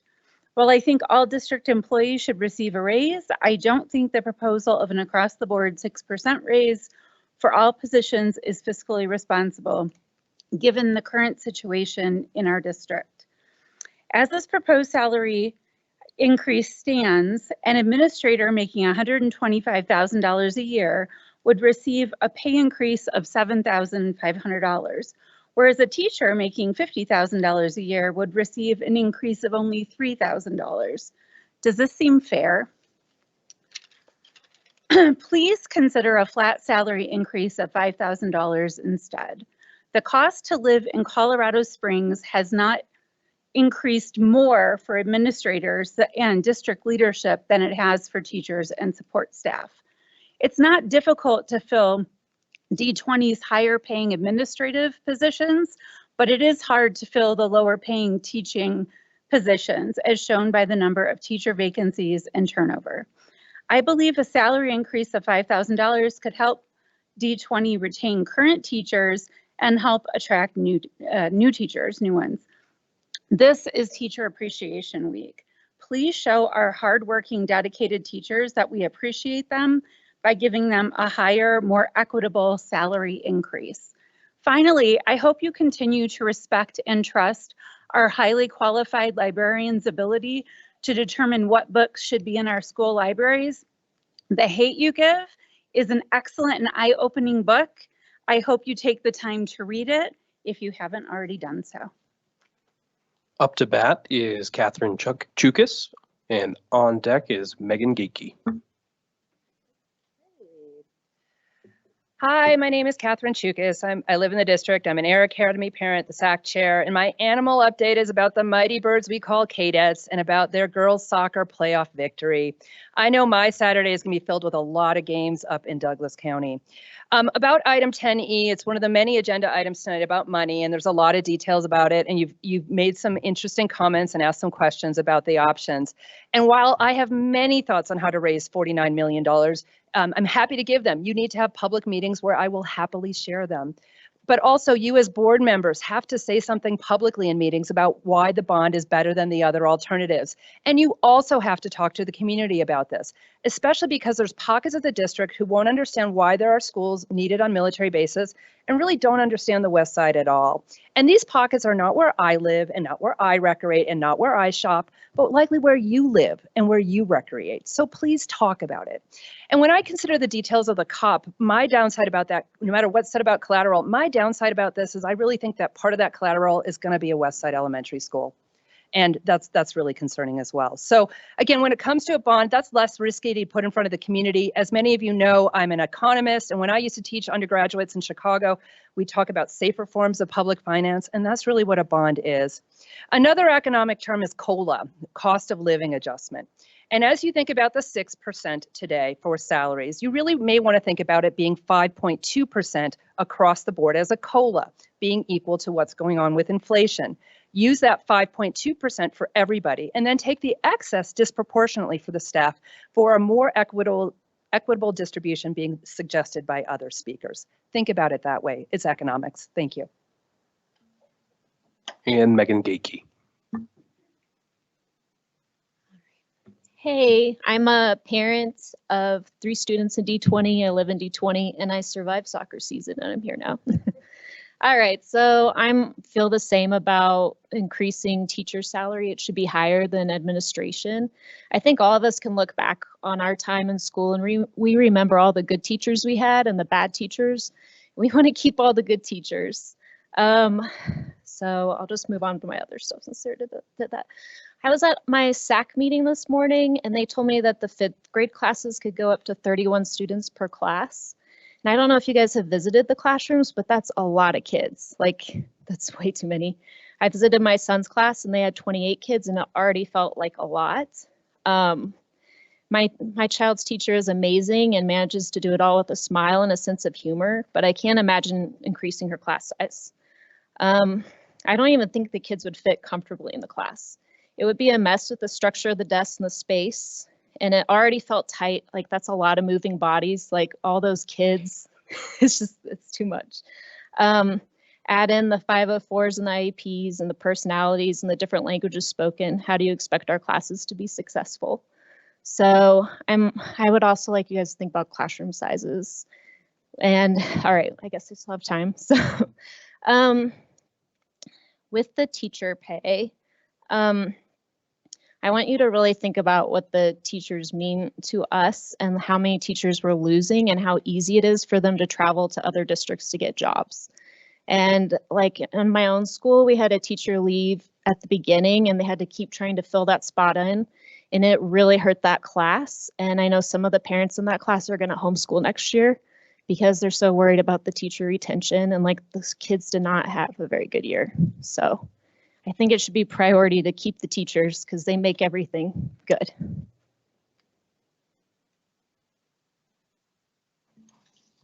All right, thank you. All right, board, we need a motion to approve resolution 198-24, acceptance of the District Accountability Committee end of year report. Moved. Second. Discussion, please, Ms. Collins. I'd like to invite Mrs. Shannon Hester to the podium. She is our parent DAC chair. All right. DAC is one of your two, I believe, different, what are they called? There's audit and there's DAC. So DAC, and we have charges that are based on state law. We advise the board on spending monies, and we help with accreditation in that process. We also are there to increase parent engagement. I'm happy to report we are required to have 7 people on DAC, and we have 67 people on our DAC. We have a representative there from every school in the school district. So I think that's pretty amazing. In your in your report, I listed all of the different things that all the different presentations that we were given. They include things like we get updates from accreditation, from budget. We review the resource priorities. We look at the educator effectiveness plan, all those things. We also have some discretionary presentations. We get updates from the building fund. We had the mill levy override ballot presentation, transportation updates, very similar to what you guys get as well. We ended up meeting 9 times throughout this year. We had 1 snow day. That was fun. That was also the day of it was supposed to be our budget priority day. So we had to pivot on that. And then we ended up doing our budget resource priority in February instead of in January. And then Mrs. Stevens gave that report to you guys last board meeting in April. The other big project that we do is the accreditation. We bring parents and administrators together and teach the parents all about the DIPs and the SIPs and the SFPs and all the acronyms. But we look at all the site plans and we look at the SFPs and we make recommendations. We have each principal comes and gives a report to us and to show how they are aligning their site plans to all those things. And it's a great exercise in accreditation. Let's see, we get the educator effectiveness plan update. We get the conduct and discipline code update. And then, yeah, we have 67 members. So I think that was pretty cool. And then the other part that we do is charter school applications. And we had no charter school applications this year, so we didn't have to do that. Do you have any questions? Director Cons? I just want to publicly thank Mrs. Hester for her years of hard work on DAC as a member and then a parent chair, going on her 2nd term. And if I can brag on her, she won Volunteer of the Year at not 1, but 2 of our schools, Timberview and Liberty. So, yeah. So thanks. And I've had such a privilege. It's been such a privilege to be part of DAC the last couple years. And those 67 members, however many we have, it's thrilling to watch them work together because everyone has unique and wonderful ideas and we really collaborate. We ask the principals the hard questions. We try to brainstorm with them and it's fun and rewarding work. So thanks for what you do and for being here. You're welcome. Thank you. She was in school at 7 o'clock this morning with me at Liberty, and we didn't leave until about 1:30, and we worked very hard, and now she's here doing this. And I know this is out of turn. I'll allow it because you're congratulating her. Ms. Shandy, did you have a question? Okay, I was just going to say thank you. I appreciate all of the work, and for those of you who don't understand how impressive it is that we have 67 members on our DAC, I talked to board members from across the state, and there are people who can't meet the minimum requirements. They are pulling teeth, trying to coerce people to come and sit on the DAC so that they can just meet their minimums. So I appreciate all the work that you do and all of the members of our DAC. I know it's a time commitment and really appreciate what that means. Everyone on that team is really making this district better. And just another example of how District 20 is outshining everyone else in the state. It's great. Thank you so much for your report. Any other discussion? Roll call, please.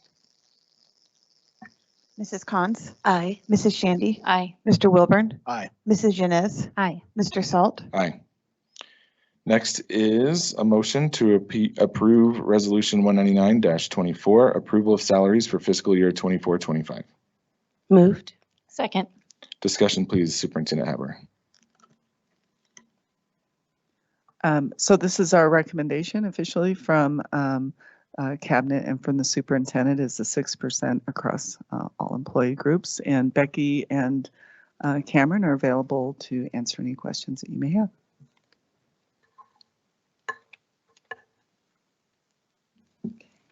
Mr. Chair. Oh, Director Shandy. I just appreciate all your conversations this week. We had quite a few conversations on the flat rate 6% versus different monies, different categories and things like that. And I think we had some great conversations about moving forward in the future and redefining with Mr. Smart as well, redefining EL 2.7 and I feel like we've made some really great progress on where we want to go in the future and how we're doing things. And so I feel good about the conversations that we've had. So I do appreciate your time in that. I know you guys spent a lot of time with me this week, so thank you. Thank you.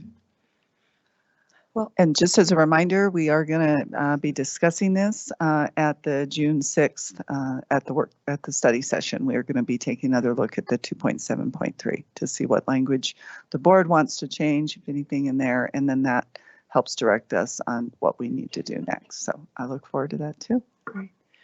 Would you like me to just give a brief overview? Please. Is that okay? All right. Thank you.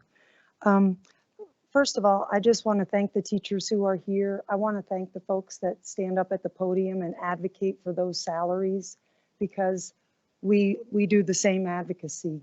And we look at a lot of different scenarios. And in fact, we've looked at 2 of the scenarios that you talked about tonight.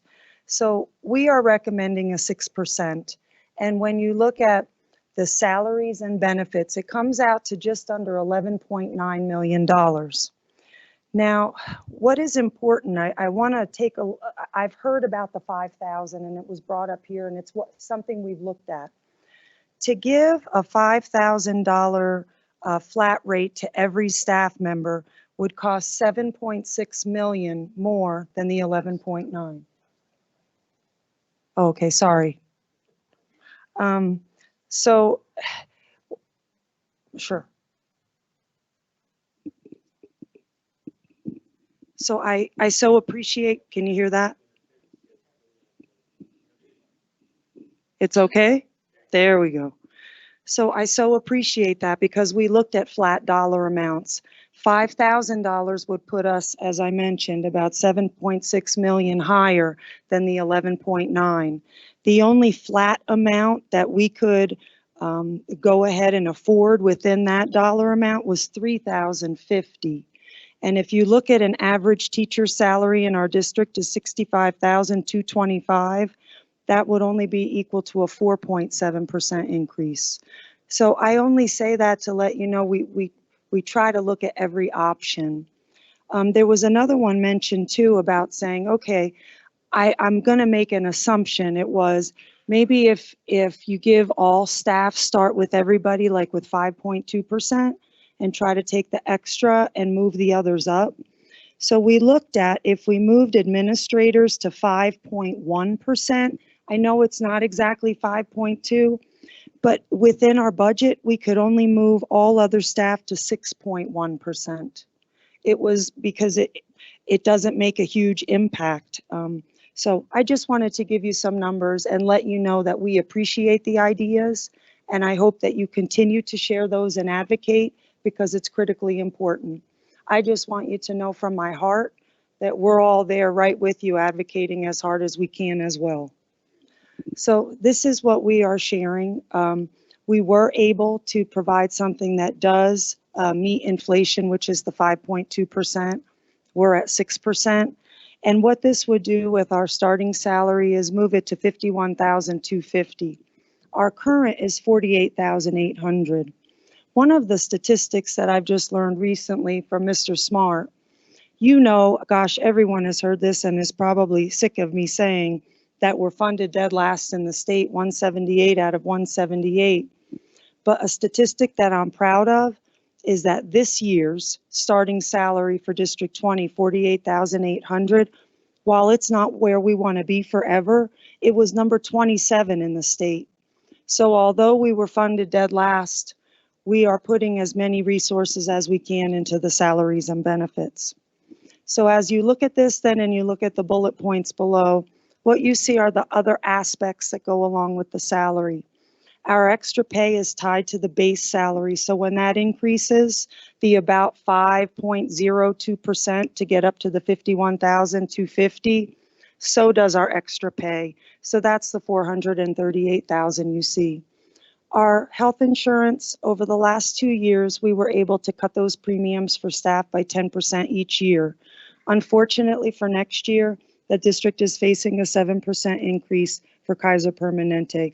That's about 1.2 million.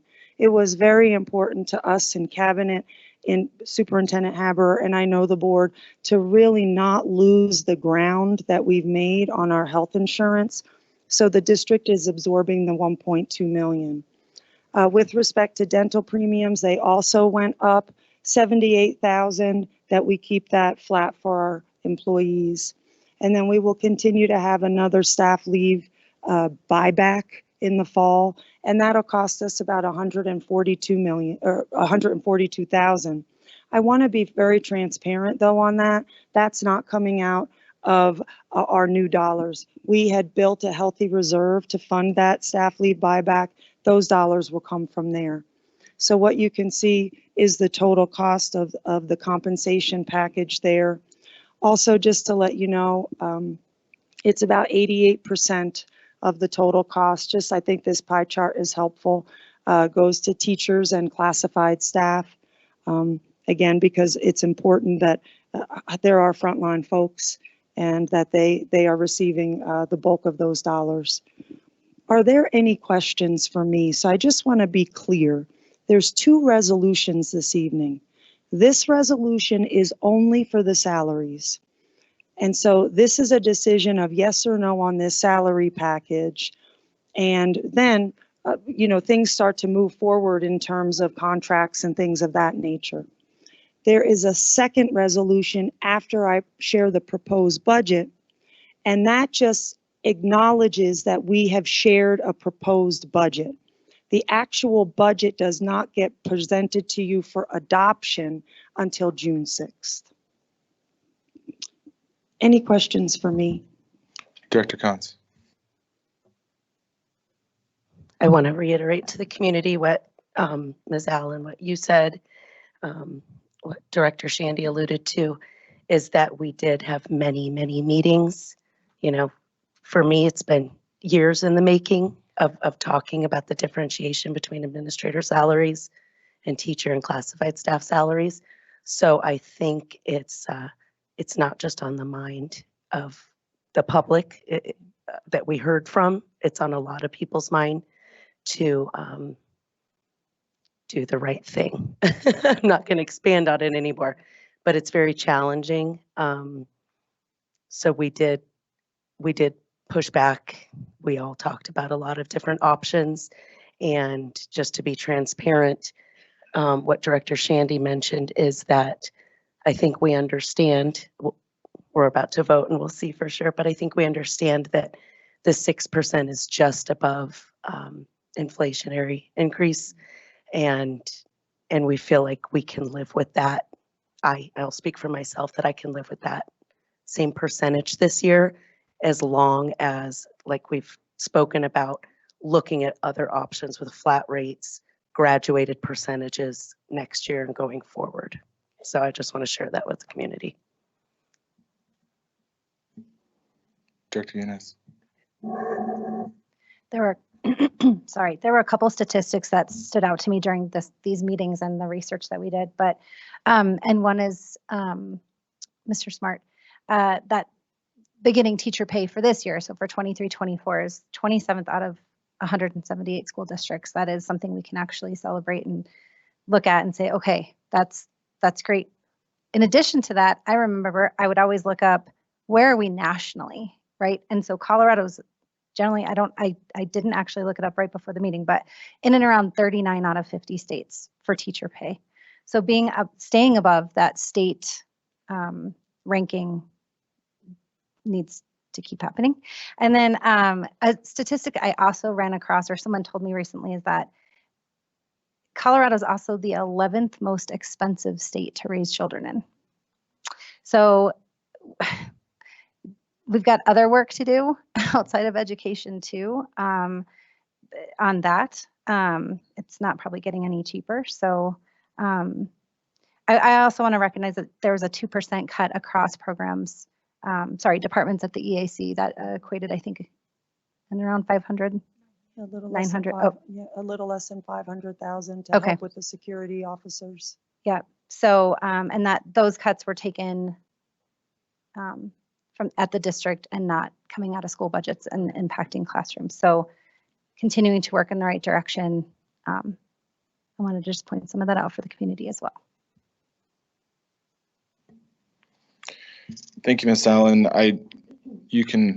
When I first came on the board 3 years ago, I sat down in your office and mentioned wanting to try to get teacher pay up over $50,000. And the fact that we have a proposal that'll do that, I'm really excited about. This is 3 consecutive raises for teachers that equal, what, about 25%, I believe is where we'll be. Yes. And that's a pretty significant jump in 3 years. I think that's the largest in the county as far as a 3-year span. And so I think that's a really great thing to celebrate. So I appreciate all of your work. And I know this is, again, as Ms. Inez mentioned, we've taken from other places so that we can make sure that we keep as much as we can going to teachers. And the fact that we're able to absorb those benefits costs, that's $1.2 million that isn't being pushed out onto our teachers that we've been able to absorb. And so, I want to thank you and your team for putting this together, but also the rest of the district for being willing to make those types of sacrifices for your departments to make sure that we can compensate our teachers as strongly as possible.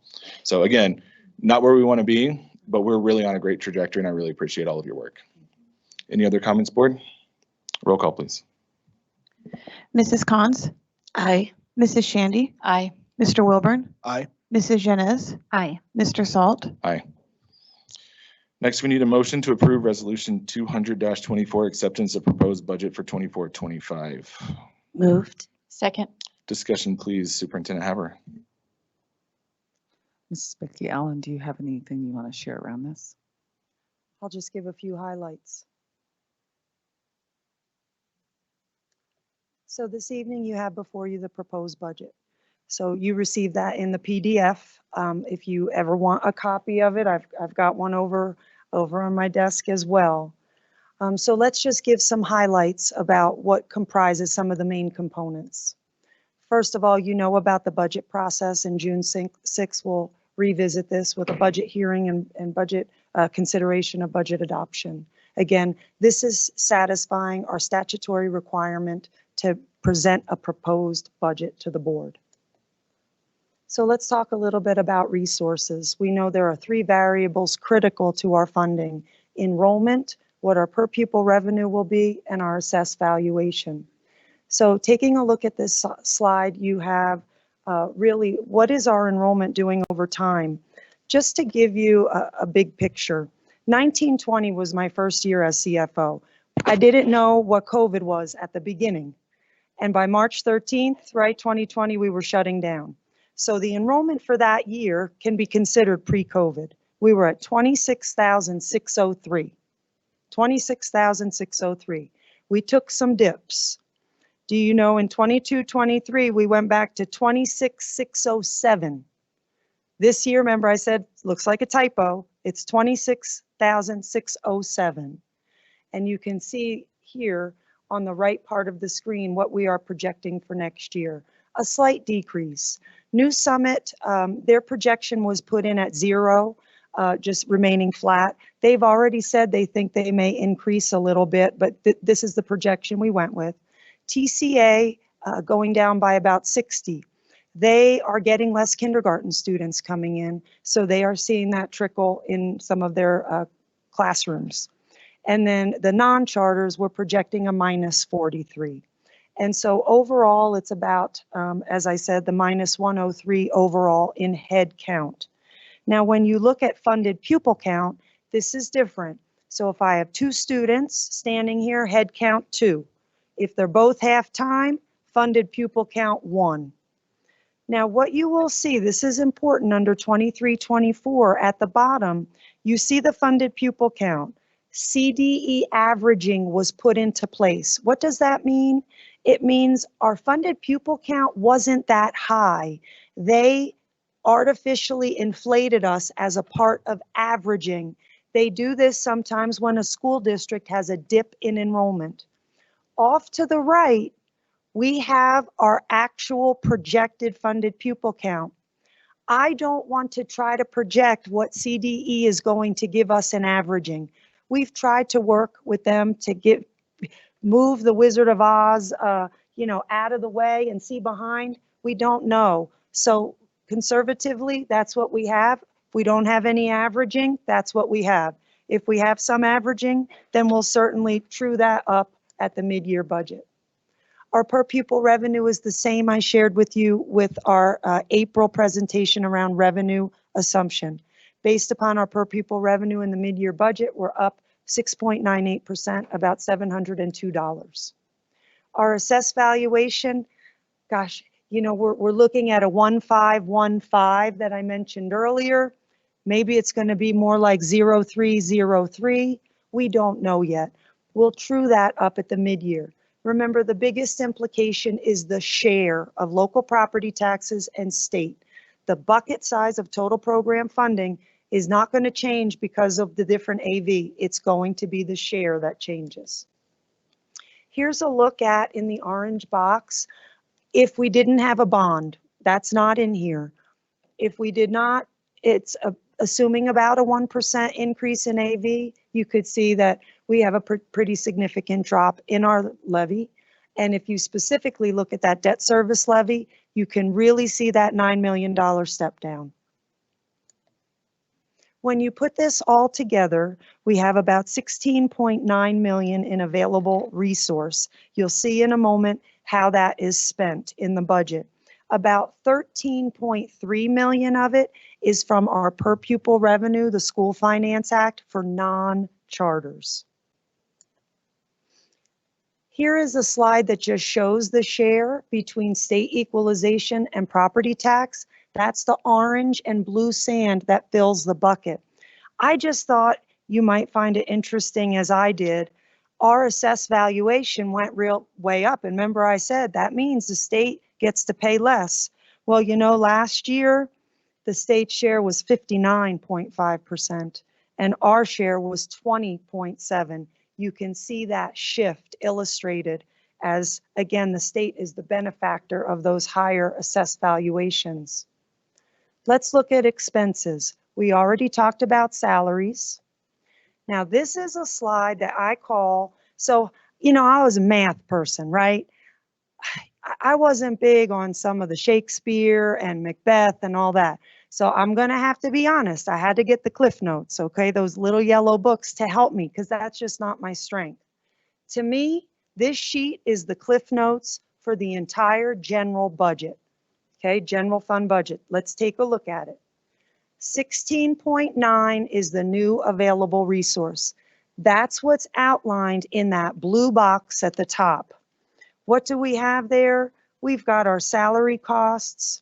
We've got the amount of money that we're putting into new positions, new staffing, those types of pieces. And beneath that, you'll see about $280,000 for literacy tutoring at the elementary school because ESSER dollars are going away. We've talked about the $500,000 for workers' comp, for property insurance premiums. $150,000 is going for a district-wide assessment for math and English language arts for progress monitoring. And then we're also adding the Parent Square next year. Blackboard will go away the following year, but this will be a nice consolidated option for our families. Those expenses use up all our new resource. So I draw a line and I say below it, how much expenses do we have over the new money that we have? And that's what's in the red box. We call this the budget is upside down. It means there's more spending than revenue. For those of you who have served on the board in the past, you know I typically come with a proposed budget that is $2 million upside down. However, with the uncertainty about the new funding formula, we needed to be more conservative. So we are going to be upside down about $285,000. What are some highlights in that bottom box? We pay about $2.6 million to the charters. That minus 550, those are some of the costs that we saved with respect to Loomis, with the 2% reductions that all of the cabinet department leaders readily agreed to say, take the money, put it towards the additional positions for security officers, et cetera. So what you see there is the upside down, the usage of unassigned fund balance. At the very bottom in purple, when you take a look at this slide, I like to always look, I do this every year, what money went to salaries, benefits, staffing. Those are those top 3 ones with the purple star, the tutors, the staffing additions, etc. If you look at the bottom, they add up to about 16.2 million. So 96%, or like I like to say, 96 cents of every new dollar from the 16.9 million is going to salary, benefits, staffing adjustments, and additions. On this slide, I just want to point out where we will be, where we're projected to be with unassigned fund balance. You know it has to be between 4 and 12%. This puts us at 9.6%. Also, just a slide, this is pretty consistent from year to year, but important to know our business is teaching and learning, and a little over 73% are for our direct instruction, student and staff support, and of course, that is the positions that make that happen. Here is an overview of all of our funds. Just a couple of quick highlights. Designated purpose grants. ESSER is done September 30th of 2024. So you will see that empty out in the budget. Transportation, you'll see that we went ahead and took $332,000 from the fund balance to fund implementation of that Tyler Tech ridership software. Building fund, you'll see that it looks to end because we're anticipating most, if not all of that money would be consumed at the end of 24-25. And the technology fund, if you were not aware, we have 4 staff members who work with digital integration in IT. That means helping our teachers with instructional technology. They are getting less money in the technology fund next year because those positions are moving to learning services to really work hand in hand with the instructional leaders there. And so that money will go to learning services instead. Finally, before I take any questions and just talk about the way ahead, I believe it was Mr. Salt during the April 4th DAC presentation of budget priorities. I think, please correct me if I'm wrong, that you said, what are your top 5, Ms. Stevens? And I wrote them down and I wanted to put them on the slide because I wanted you to have a moment to think about, have we addressed any of these? Number 1 are the cuts to Title I funding. Yes, these positions several years ago when ESSER started, we had over 500,000 in intervention positions. They would have gone away without ESSER, but we've kicked that can and now we are funding those positions in the general fund. Math resources, progress monitoring, we've got the IXL which is going to be that district-wide tool. Deferred maintenance, we're able to fully fund cap reserve at about $125 per student, as we typically do, and we are developing a master plan. Student behavior, Dr. Lujan Lindsay is working on an acuity system of trying to analyze needs in each building around behavior needs of students and marshaling her fleet, if you will, her team of behavior paras. We're also hiring 4 RBTs. And tutoring resources, we put about $280,000 into that because ESSER is going away. So just a glimpse at how we're trying to address some of those pieces. Finally, just the way ahead tonight, like any year, we always send a budget memo. Budget memo 2 to our staff. 1 will go out this evening. And then on June 6th, we'll have a budget hearing, and then the budget will also be on the docket for your consideration for adoption. It's required that that get adopted by June 30th. Any questions for me? Board, any questions or comments? I'd like to say thank you for the title slide. I think that was really helpful, and I think it shows the community that we're paying attention. It's not just idle presentations up here. That's right. Really appreciate the presentation, all the work that you've done. I had one other question I did not send ahead of time, but it just occurred to me while we were going through. You mentioned on the student counts that the UPK count was separate from the normal student count from that program. Is that program self-sufficient, or does the district end up subsidizing the UPK programs at some level? What we are doing is, so 4-year-old students, they're qualified for the UPK dollars. So basically the free no tuition. For 3-year-olds with a qualifying factor, IEP, ELL, foster, homeless, economically disadvantaged, they would receive free UPK. For the 3-year-olds who do not have a qualifying factor, they would pay tuition, which is $260 per month. So that would be the main revenue source. Otherwise, we are using the revenue to fund that program. Does the revenue from the program fully fund the program, the expenses side, or? The majority. Okay. The majority of it. And so because in the past, I mean, I can look at the budget book and send you an email with what that breakdown is. Is that all right? That'd be perfect. Thank you. Okay. I'd rather not estimate, but give you a better figure. So I'll send that tomorrow. Thank you. I appreciate that.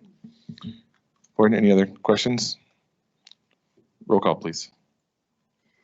Mrs. Cons. Aye. Mrs. Shandy. Aye. Mr. Wilburn. Aye. Mrs. Yanez. Aye. Mr. Salt. Aye. Thank you. Next, we need a motion to approve Resolution 201-24, consideration for library book appeal.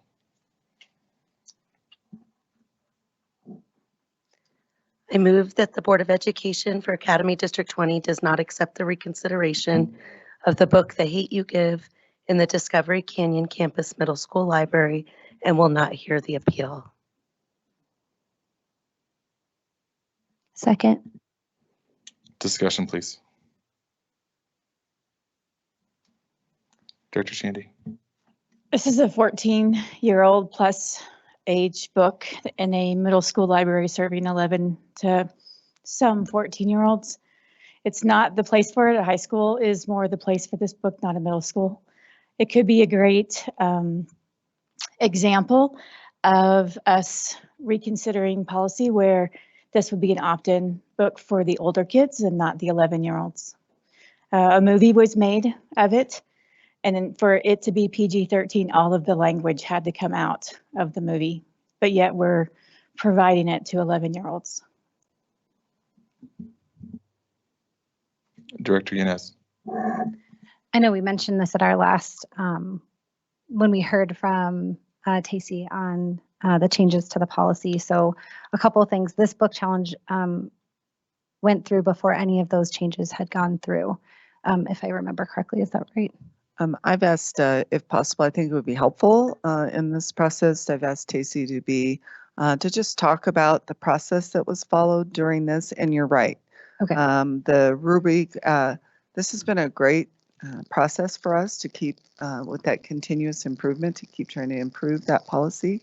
And So I believe, correct me if I'm wrong, Tacey, but that those 9 characteristics that we asked people on the committee to consider, there was a suggestion, I think, resulting from the observations I think that you made, Director Shandy, when you were able to watch that process, that we needed to maybe provide more information to the committee around what each of those 9 characteristics mean and how to look at it. And so that rubric, I don't believe was available for that. Is that correct? It was not, right?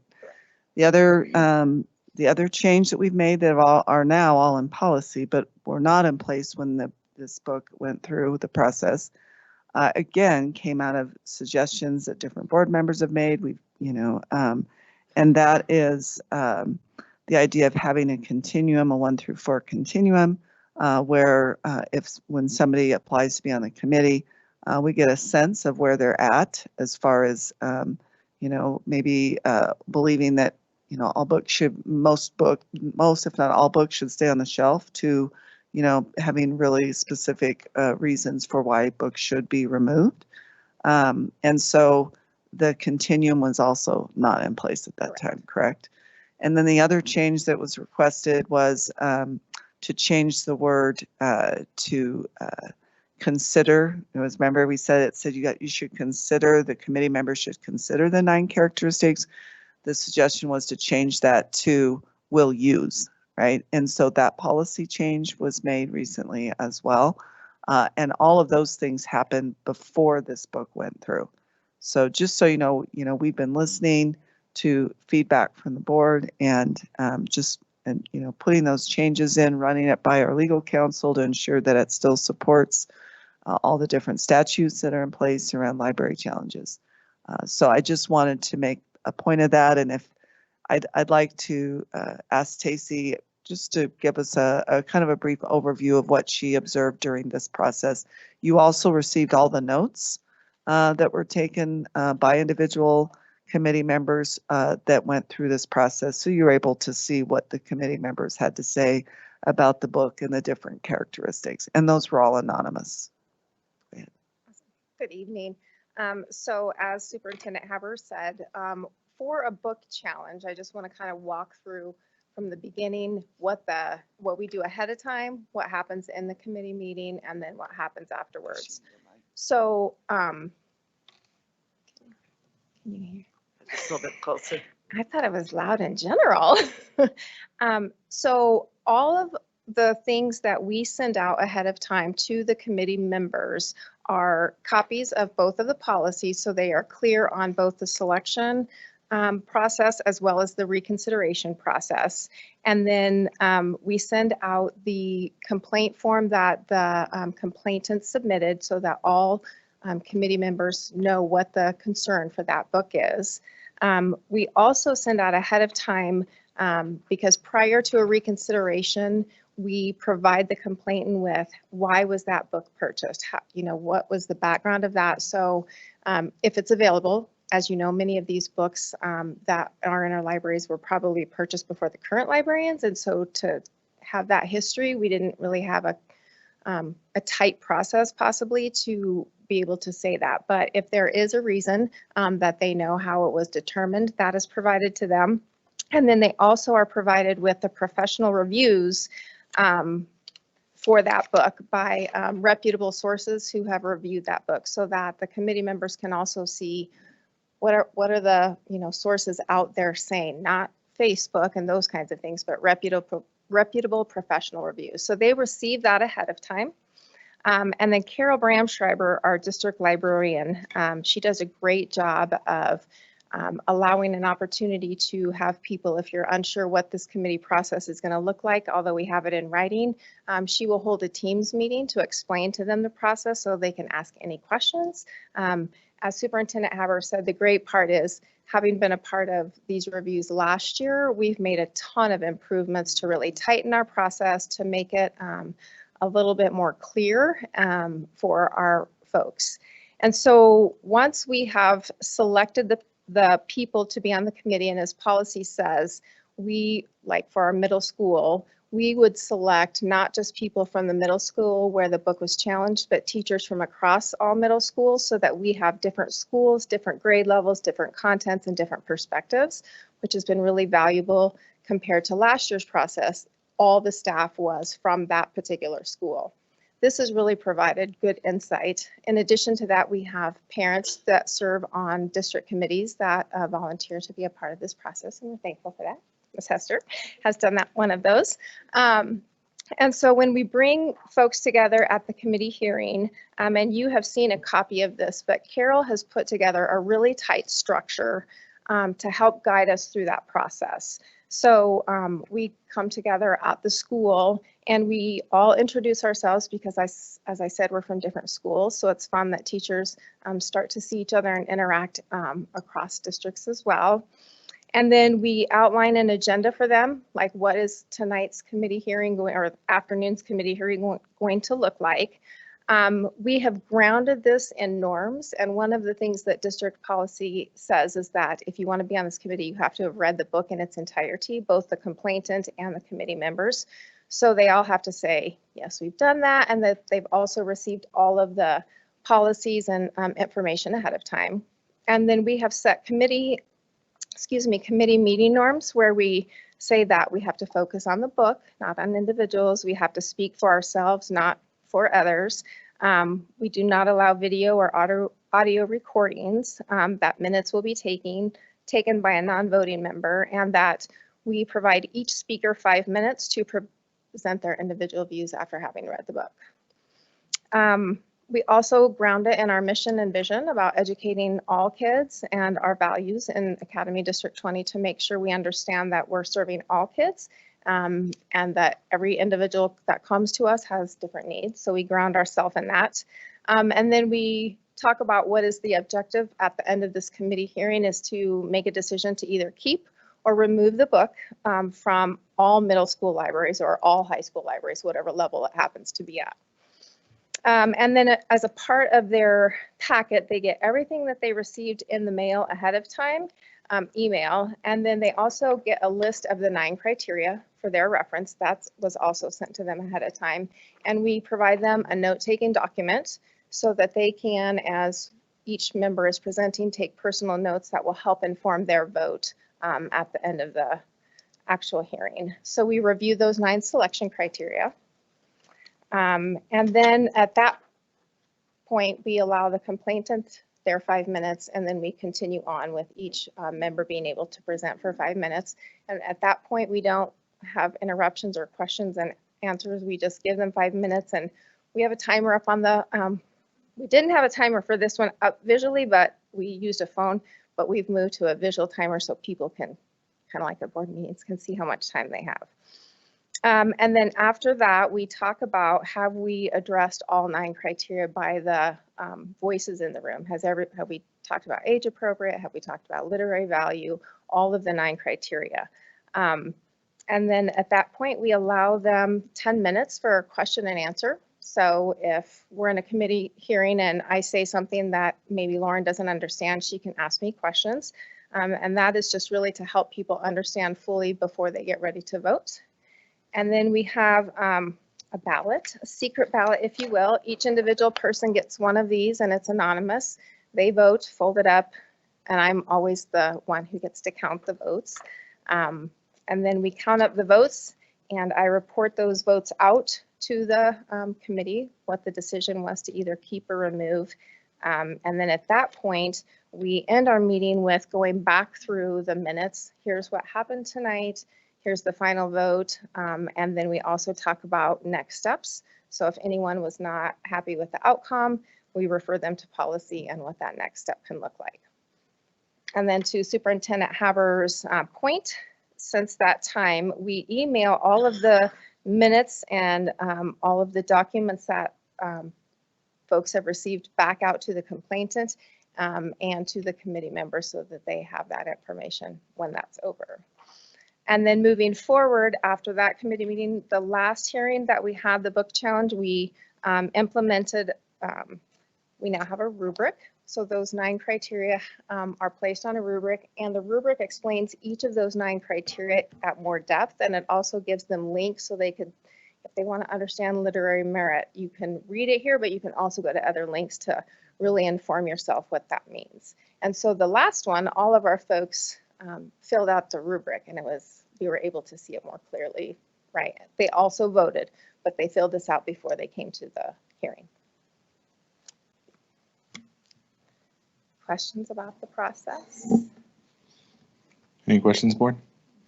I just want to affirm that should we decide not to hear this, we are locking this book into 11 to, a middle school library. That's a 14+ book. That is correct, right?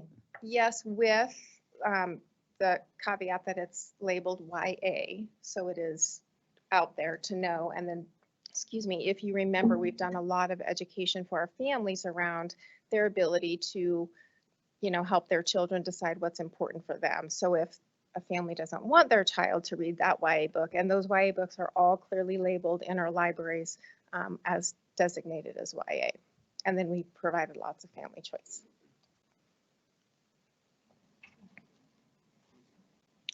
Director Yanez. Okay, so this, I had the pleasure of teaching middle school for 3 years, 6th grade. I've also taught 5th grade, and nothing magical happens over that summer to these children.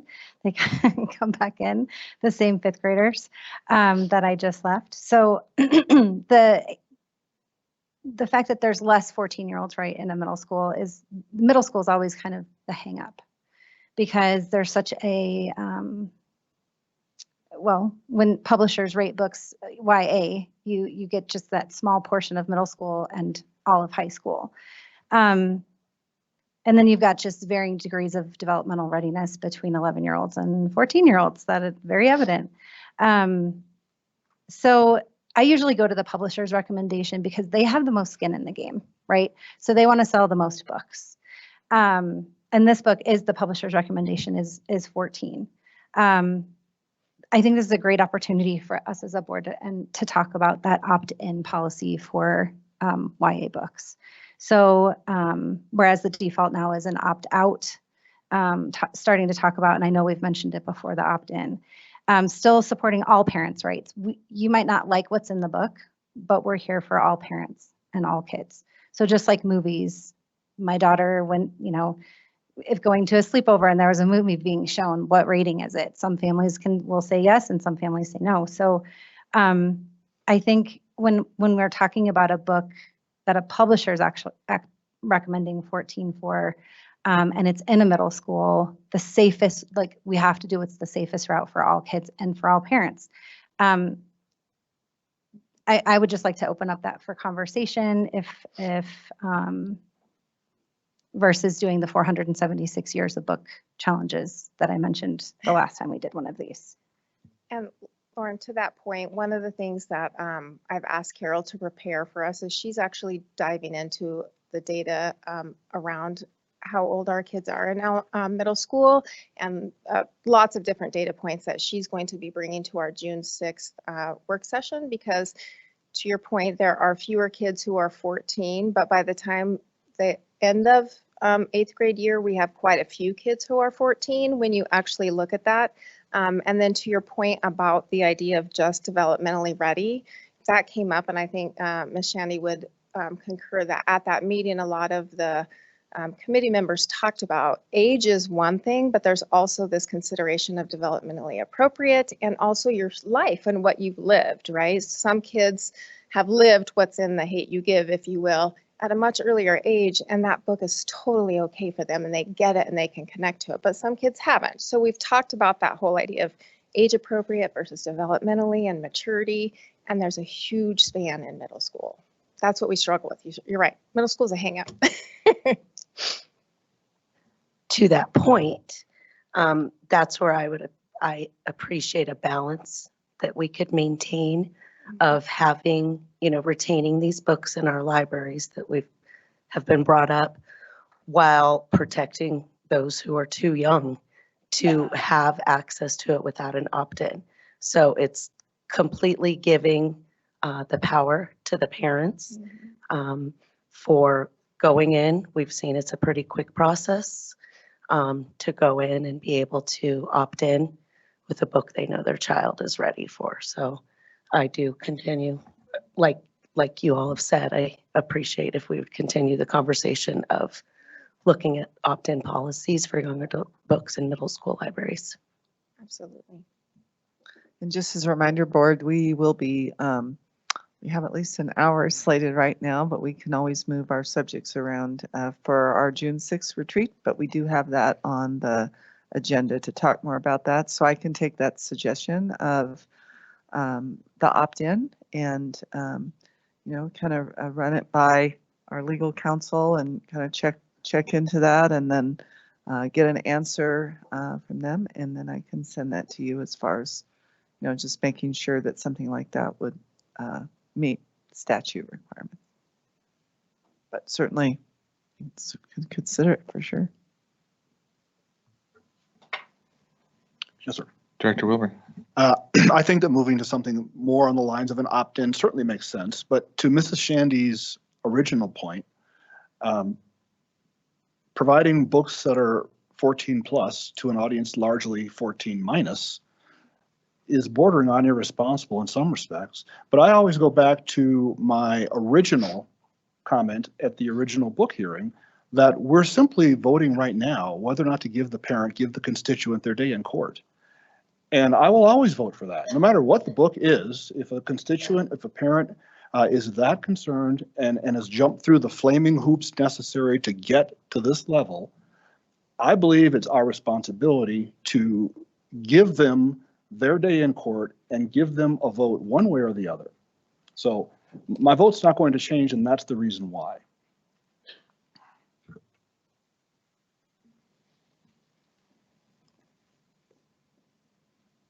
I would just propose that we have a lot of YA books in middle schools. And so whether this book remains or is removed does not solve the problem, which is why I think we need to have a larger conversation about the opt-in model to actually provide choice to parents on the front of this for that higher level books that are 14 plus. Totally agreed, but this book is on our agenda for tonight. Any other discussion? All right, roll call please. And reminder, a yay vote is to retain the book and uphold the previous decision. A no vote would be to turn this resolution down so that we could hear the appeal at a later time. Thank you. Mrs. Cons? Aye. Mrs. Shandy? No. Mr. Wilburn? No. Mrs. Yanez? Yay. Mr. Salt? Yes. Thank you. All right, Mr. Belcher, how many people have signed up to speak during public comment section number 2?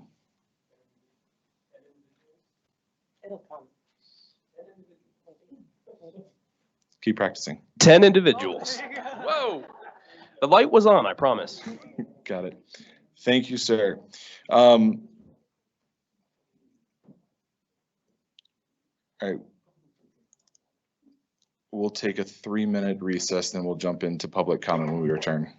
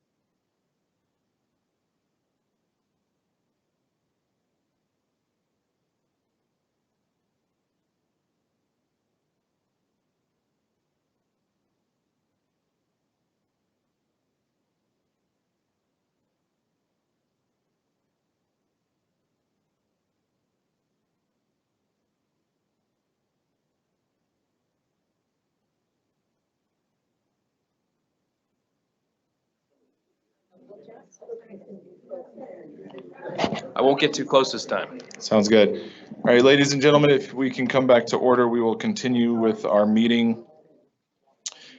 First thing I will mention is you will notice the microphone has been turned down on the lectern. The ASL interpreters are having a hard time hearing with the movements and people standing too far away. So we have a handheld mic up there. So it's all ready to go. They will mute and unmute as necessary. So if you'll just please use the handheld when we do the public comment, it's already setting up there and that way we'll be ready to go. All right, Mr. Belcher, you said we had 10 individuals this afternoon for the second portion? Correct. All right. I'm going to read a truncated version of this. Please keep in mind that students often attend board meetings. Speakers' remarks, therefore, should be suitable for an audience that includes kindergarten through 12th grade students, including no use of profanities or obscenities. Comments concerning personnel matters should be directed to the superintendent or board president in writing with your signature. Supplemental materials can be given to the security guards, and they will be delivered to the board secretary. The board president will recognize each speaker, and consistent with GP 4.4, comments will be curtailed if remarks or behavior becomes inappropriate. The board president may interrupt, warn, or terminate a speaker's statement that is unrelated to the business of the school district, inappropriate for K-12 students, or disruptive to an orderly, civil, and productive meeting. Thank you for your cooperation. All right, first up is Mark Phillips, second is David DeFranco, and third is Heather Cloninger.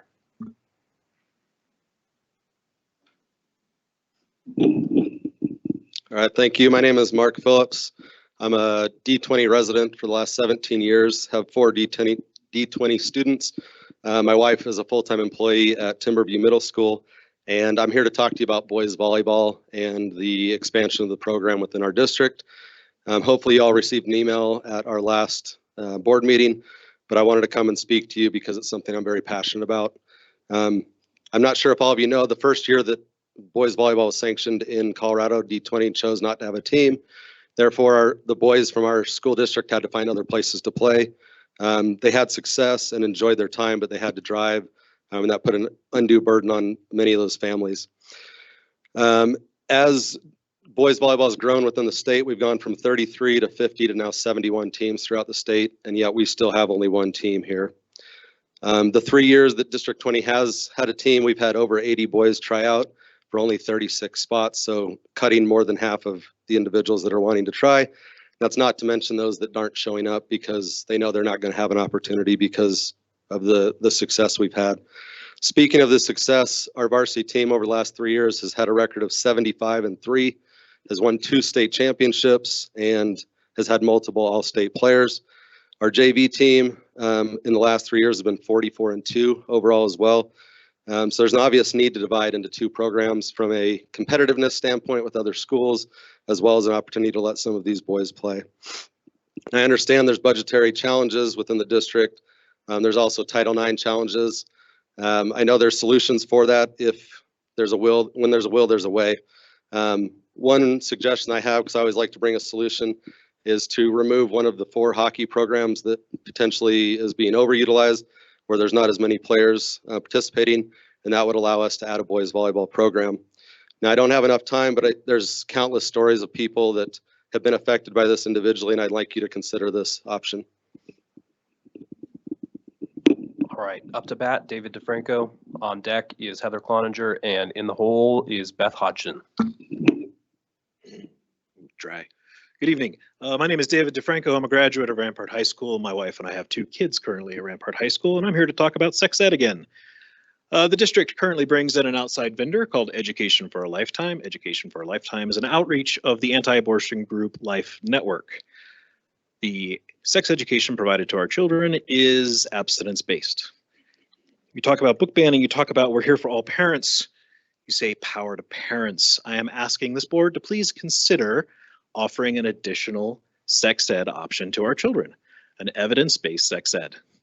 Evaluating such a program would probably take less time and resources than evaluating a book ban. Thank you very much. Have a good evening. Heather Cloninger, then Beth Hodgson, and Jennifer Bergstrom is up third.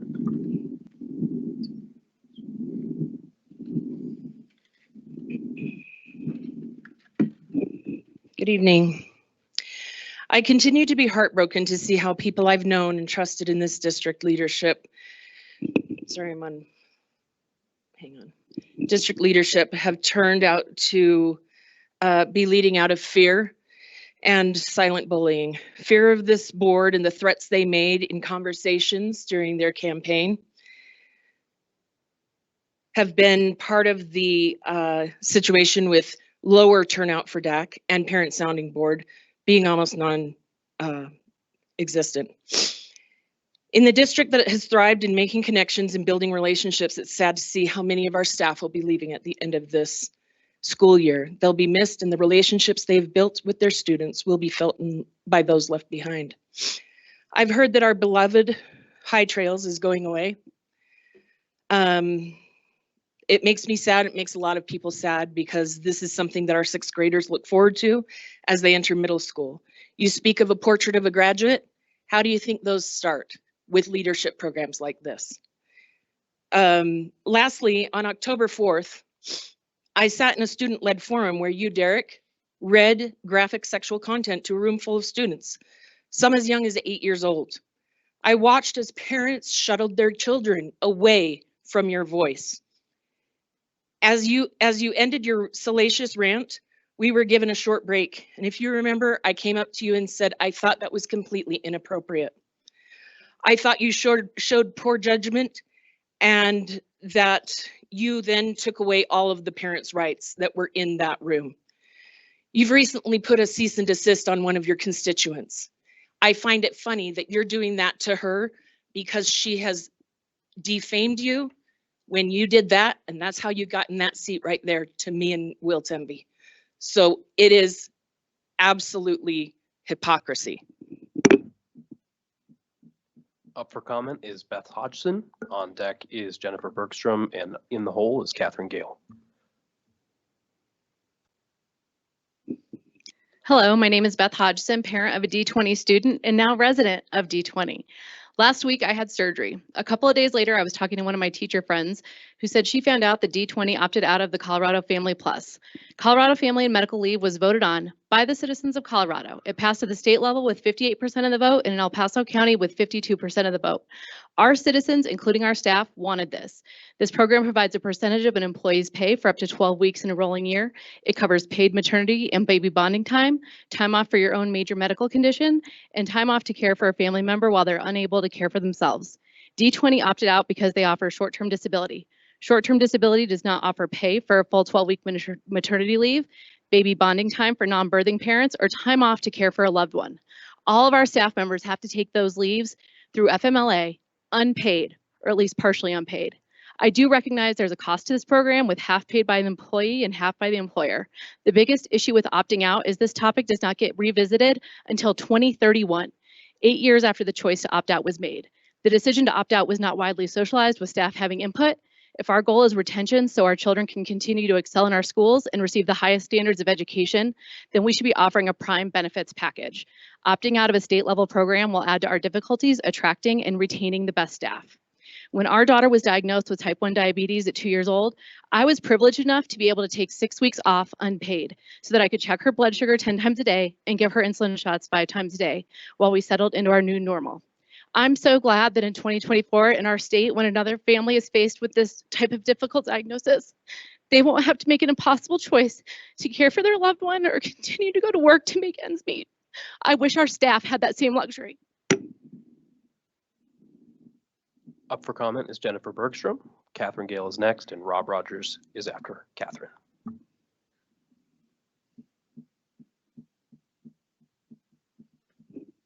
My name is Jennifer Bergstrom. I'm a District 20 middle and high school parent.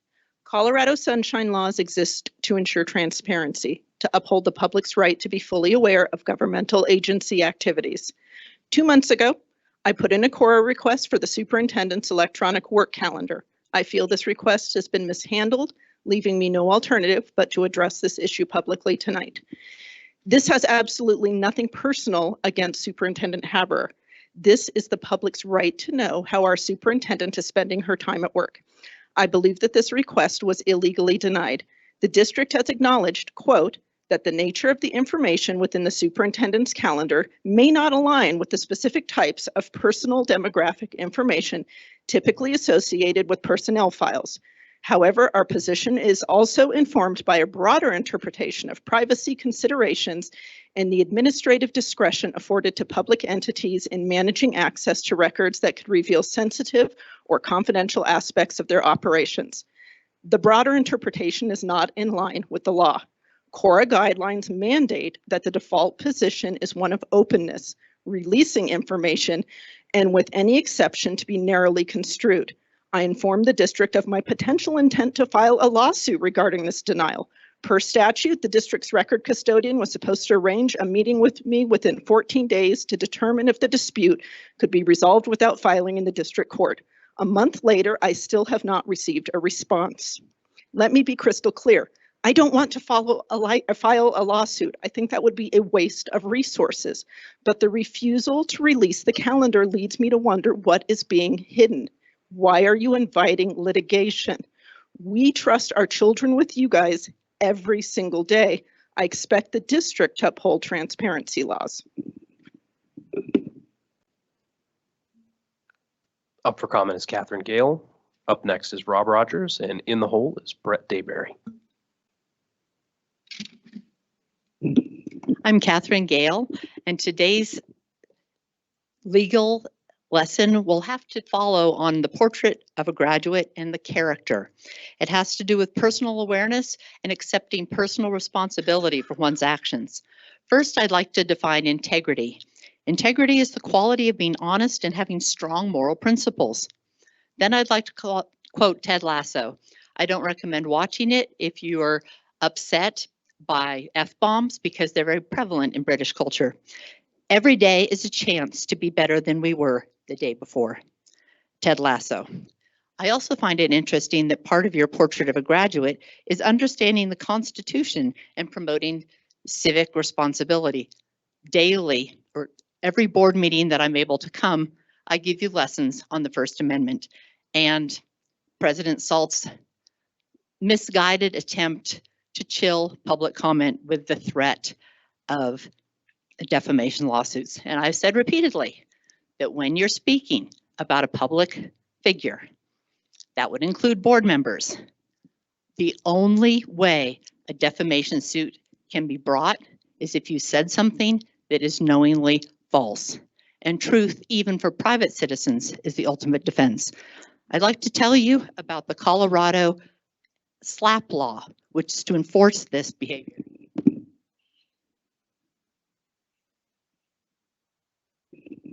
Colorado's strategic lawsuits against public participation. Enacted in 2019, the law allows defendants to file a special motion to dismiss such lawsuits. These lawsuits are designed to prevent public figures from bringing Thank you. suits Your time is against up. private individuals.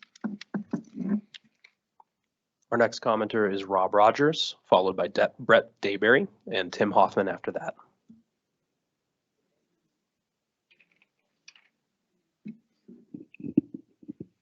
I'm a district resident, and I'm a district parent for another 6 days. This might be a little premature since any judge in their right mind would throw this garbage out immediately, but since I may be testifying in a lawsuit, I figured I'd get a little practice in. Director Wilburn previously wrapped up in a defamation lawsuit with Alex Jones, of all people, for spreading misinformation and conspiracy theories about the tragedy in Charlottesville, is now threatening legal action against a parent for voicing criticism after Mr. Wilburn traumatized her child at last year's student-led candidate forum. It is astonishing how Mr. Wilburn, once a defendant in such a case, now uses such similar accusations to silence dissent. This hypocrisy is as blatant as it is reprehensible. Mr. Wilburn champions the First Amendment when it suits him, but tramples on it when others use their free speech to call out his actions.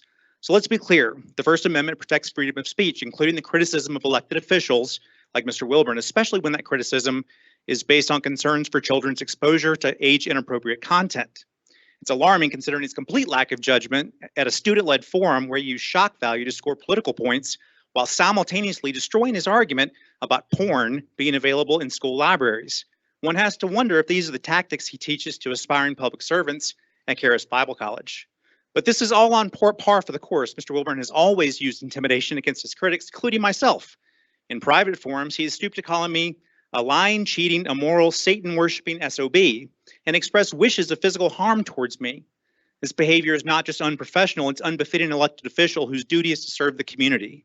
So do we allow an ASD 20 board member to misuse his position and intimidate those who dare to speak out? Or do we stand up for the principles of decency and accountability? So I urge every community member concerned about the integrity of our education system and our government to demand better. And board members, you do have options. The question is, will you let Derek Wilburn drag you all down with him? Next up is Brett Dayberry. On deck is Tim Hoffman, and finally Bernadette Guthrie.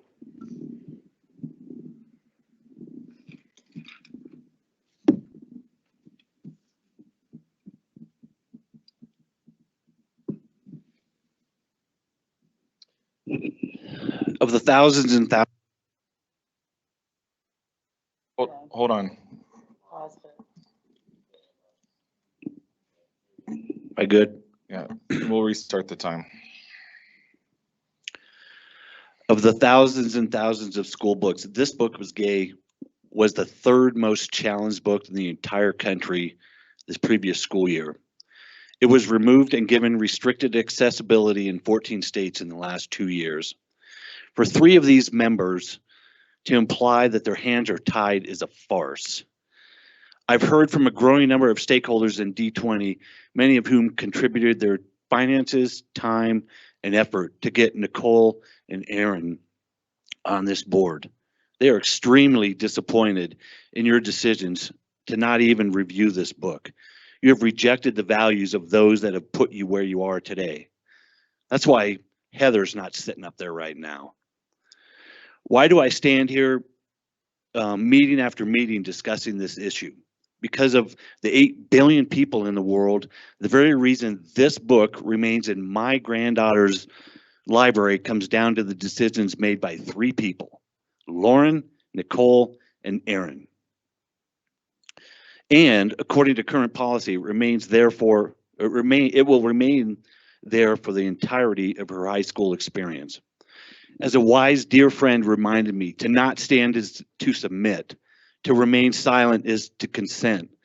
As for me and a growing group of like-minded stakeholders, we will not submit and we will not consent to this evil being perpetrated on our children. Case in point, this book not only instructs children on numerous lewd sex acts, but it also encourages them to use dating apps to meet up with adults for sex. If this isn't offensive enough for D20, then we must ask what is. Just 2 days ago, State Representative DeGraff was gavelled off the State House for trying to read this book. Yet it's okay for our children to read.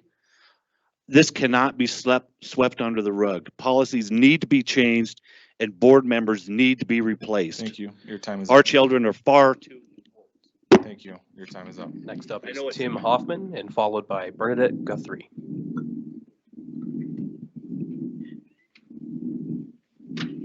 Tim Hoffman, harassment recipient. The last time I shared this information, I was rudely interrupted and Your Honor cut my mic, so I think it bears repeating. I work 2 jobs that require me to be trained, retrained, and certified on child protection. How to recognize risks, how to intervene, how to work proactively to protect children when risk behavior may be present. These requirements are stringent and they're applicable 24/7. In fact, my one employer stresses that this is not just on-the-job training. I'm expected to be aware of liability and risk to all children at all times in all places. There's a monster among us, and you guys know this. This person wouldn't be allowed to step 1 foot inside the gates of my school in Ethiopia. Does the country of Ethiopia care more about its children than we do? I would hope not, but this board's continual choice to ignore this situation is concerning. If I were to mimic and repeat the behavior of this person right here, right now, Your Honor would gavel me and my mic would be cut. This person should not be around children. That's something I would testify to and provide all the documentation to support to anybody. Furthermore, this person has recently laid claim to severe emotional distress due to truth spoken from right here, is now trying to use threats of litigation to stop those truths from being heard. This is the same person who for months stalked me and my family on social media, attempted to dox us online, referenced my children by name online, engaged in cyberbullying, threatened physical harm against me and others, lied to government entities while plagiarizing content they knew to not be theirs. This is also stuff I will happily testify to with receipts. The severely emotionally distressed person is also the same person who sits in this room mouthing words during public comment, making pouty faces to the public while they share. There's severe distress involved. I just don't think it's emotional. You guys, what are we doing? What are you doing? I have to believe that you guys have more self-respect than your actions regarding this behavior have shown. This is the legacy your names on that wall out there are leaving. If you're good with your name being attached to that, I can't do anything about it. But if not, you can probably repeat with me. Do the right thing and encourage this person to voluntarily resign from this board and free the district from the liability they bring so that D20 can start building back the reputation it once had. Thank you. Bye-bye now. Finally, Bernadette Guthrie.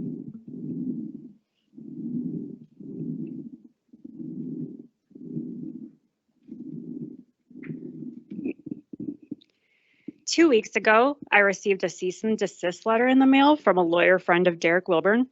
This letter, intended to intimidate me and prevent me from speaking about what Mr. Wilburn did to my daughter, threatens that unless I retract and apologize for the untrue statements I've made, he will take legal action against me for defamation.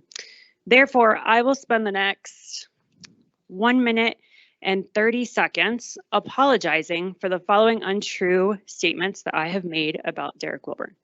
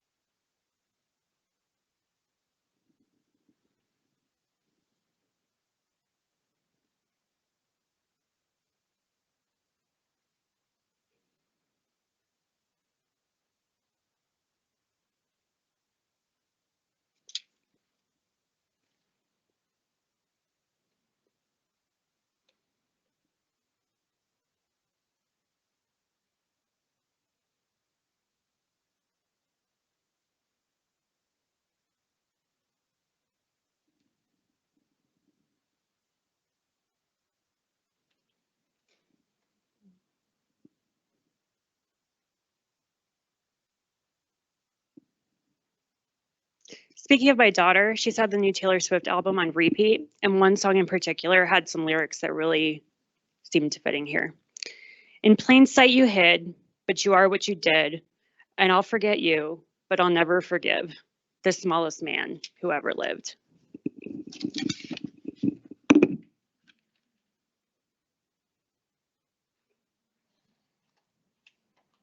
All right. Thank you for all of our public commenters. Tonight we get to celebrate birthdays for Chio Stallworth, who is not here this evening, so we will have his card available when he returns. And Miss Nicole Collins, happy birthday. Superintendent Hubbard, do you have any clarifications or next steps? Clarification is that at the next board meeting, we'll bring back the edits for the portrait of a graduate, and that we will come back with, I think that was it. Oh, for the bond, following that timeline. I just want to make sure that those two things are true for the next agenda. Perfect. Thank you.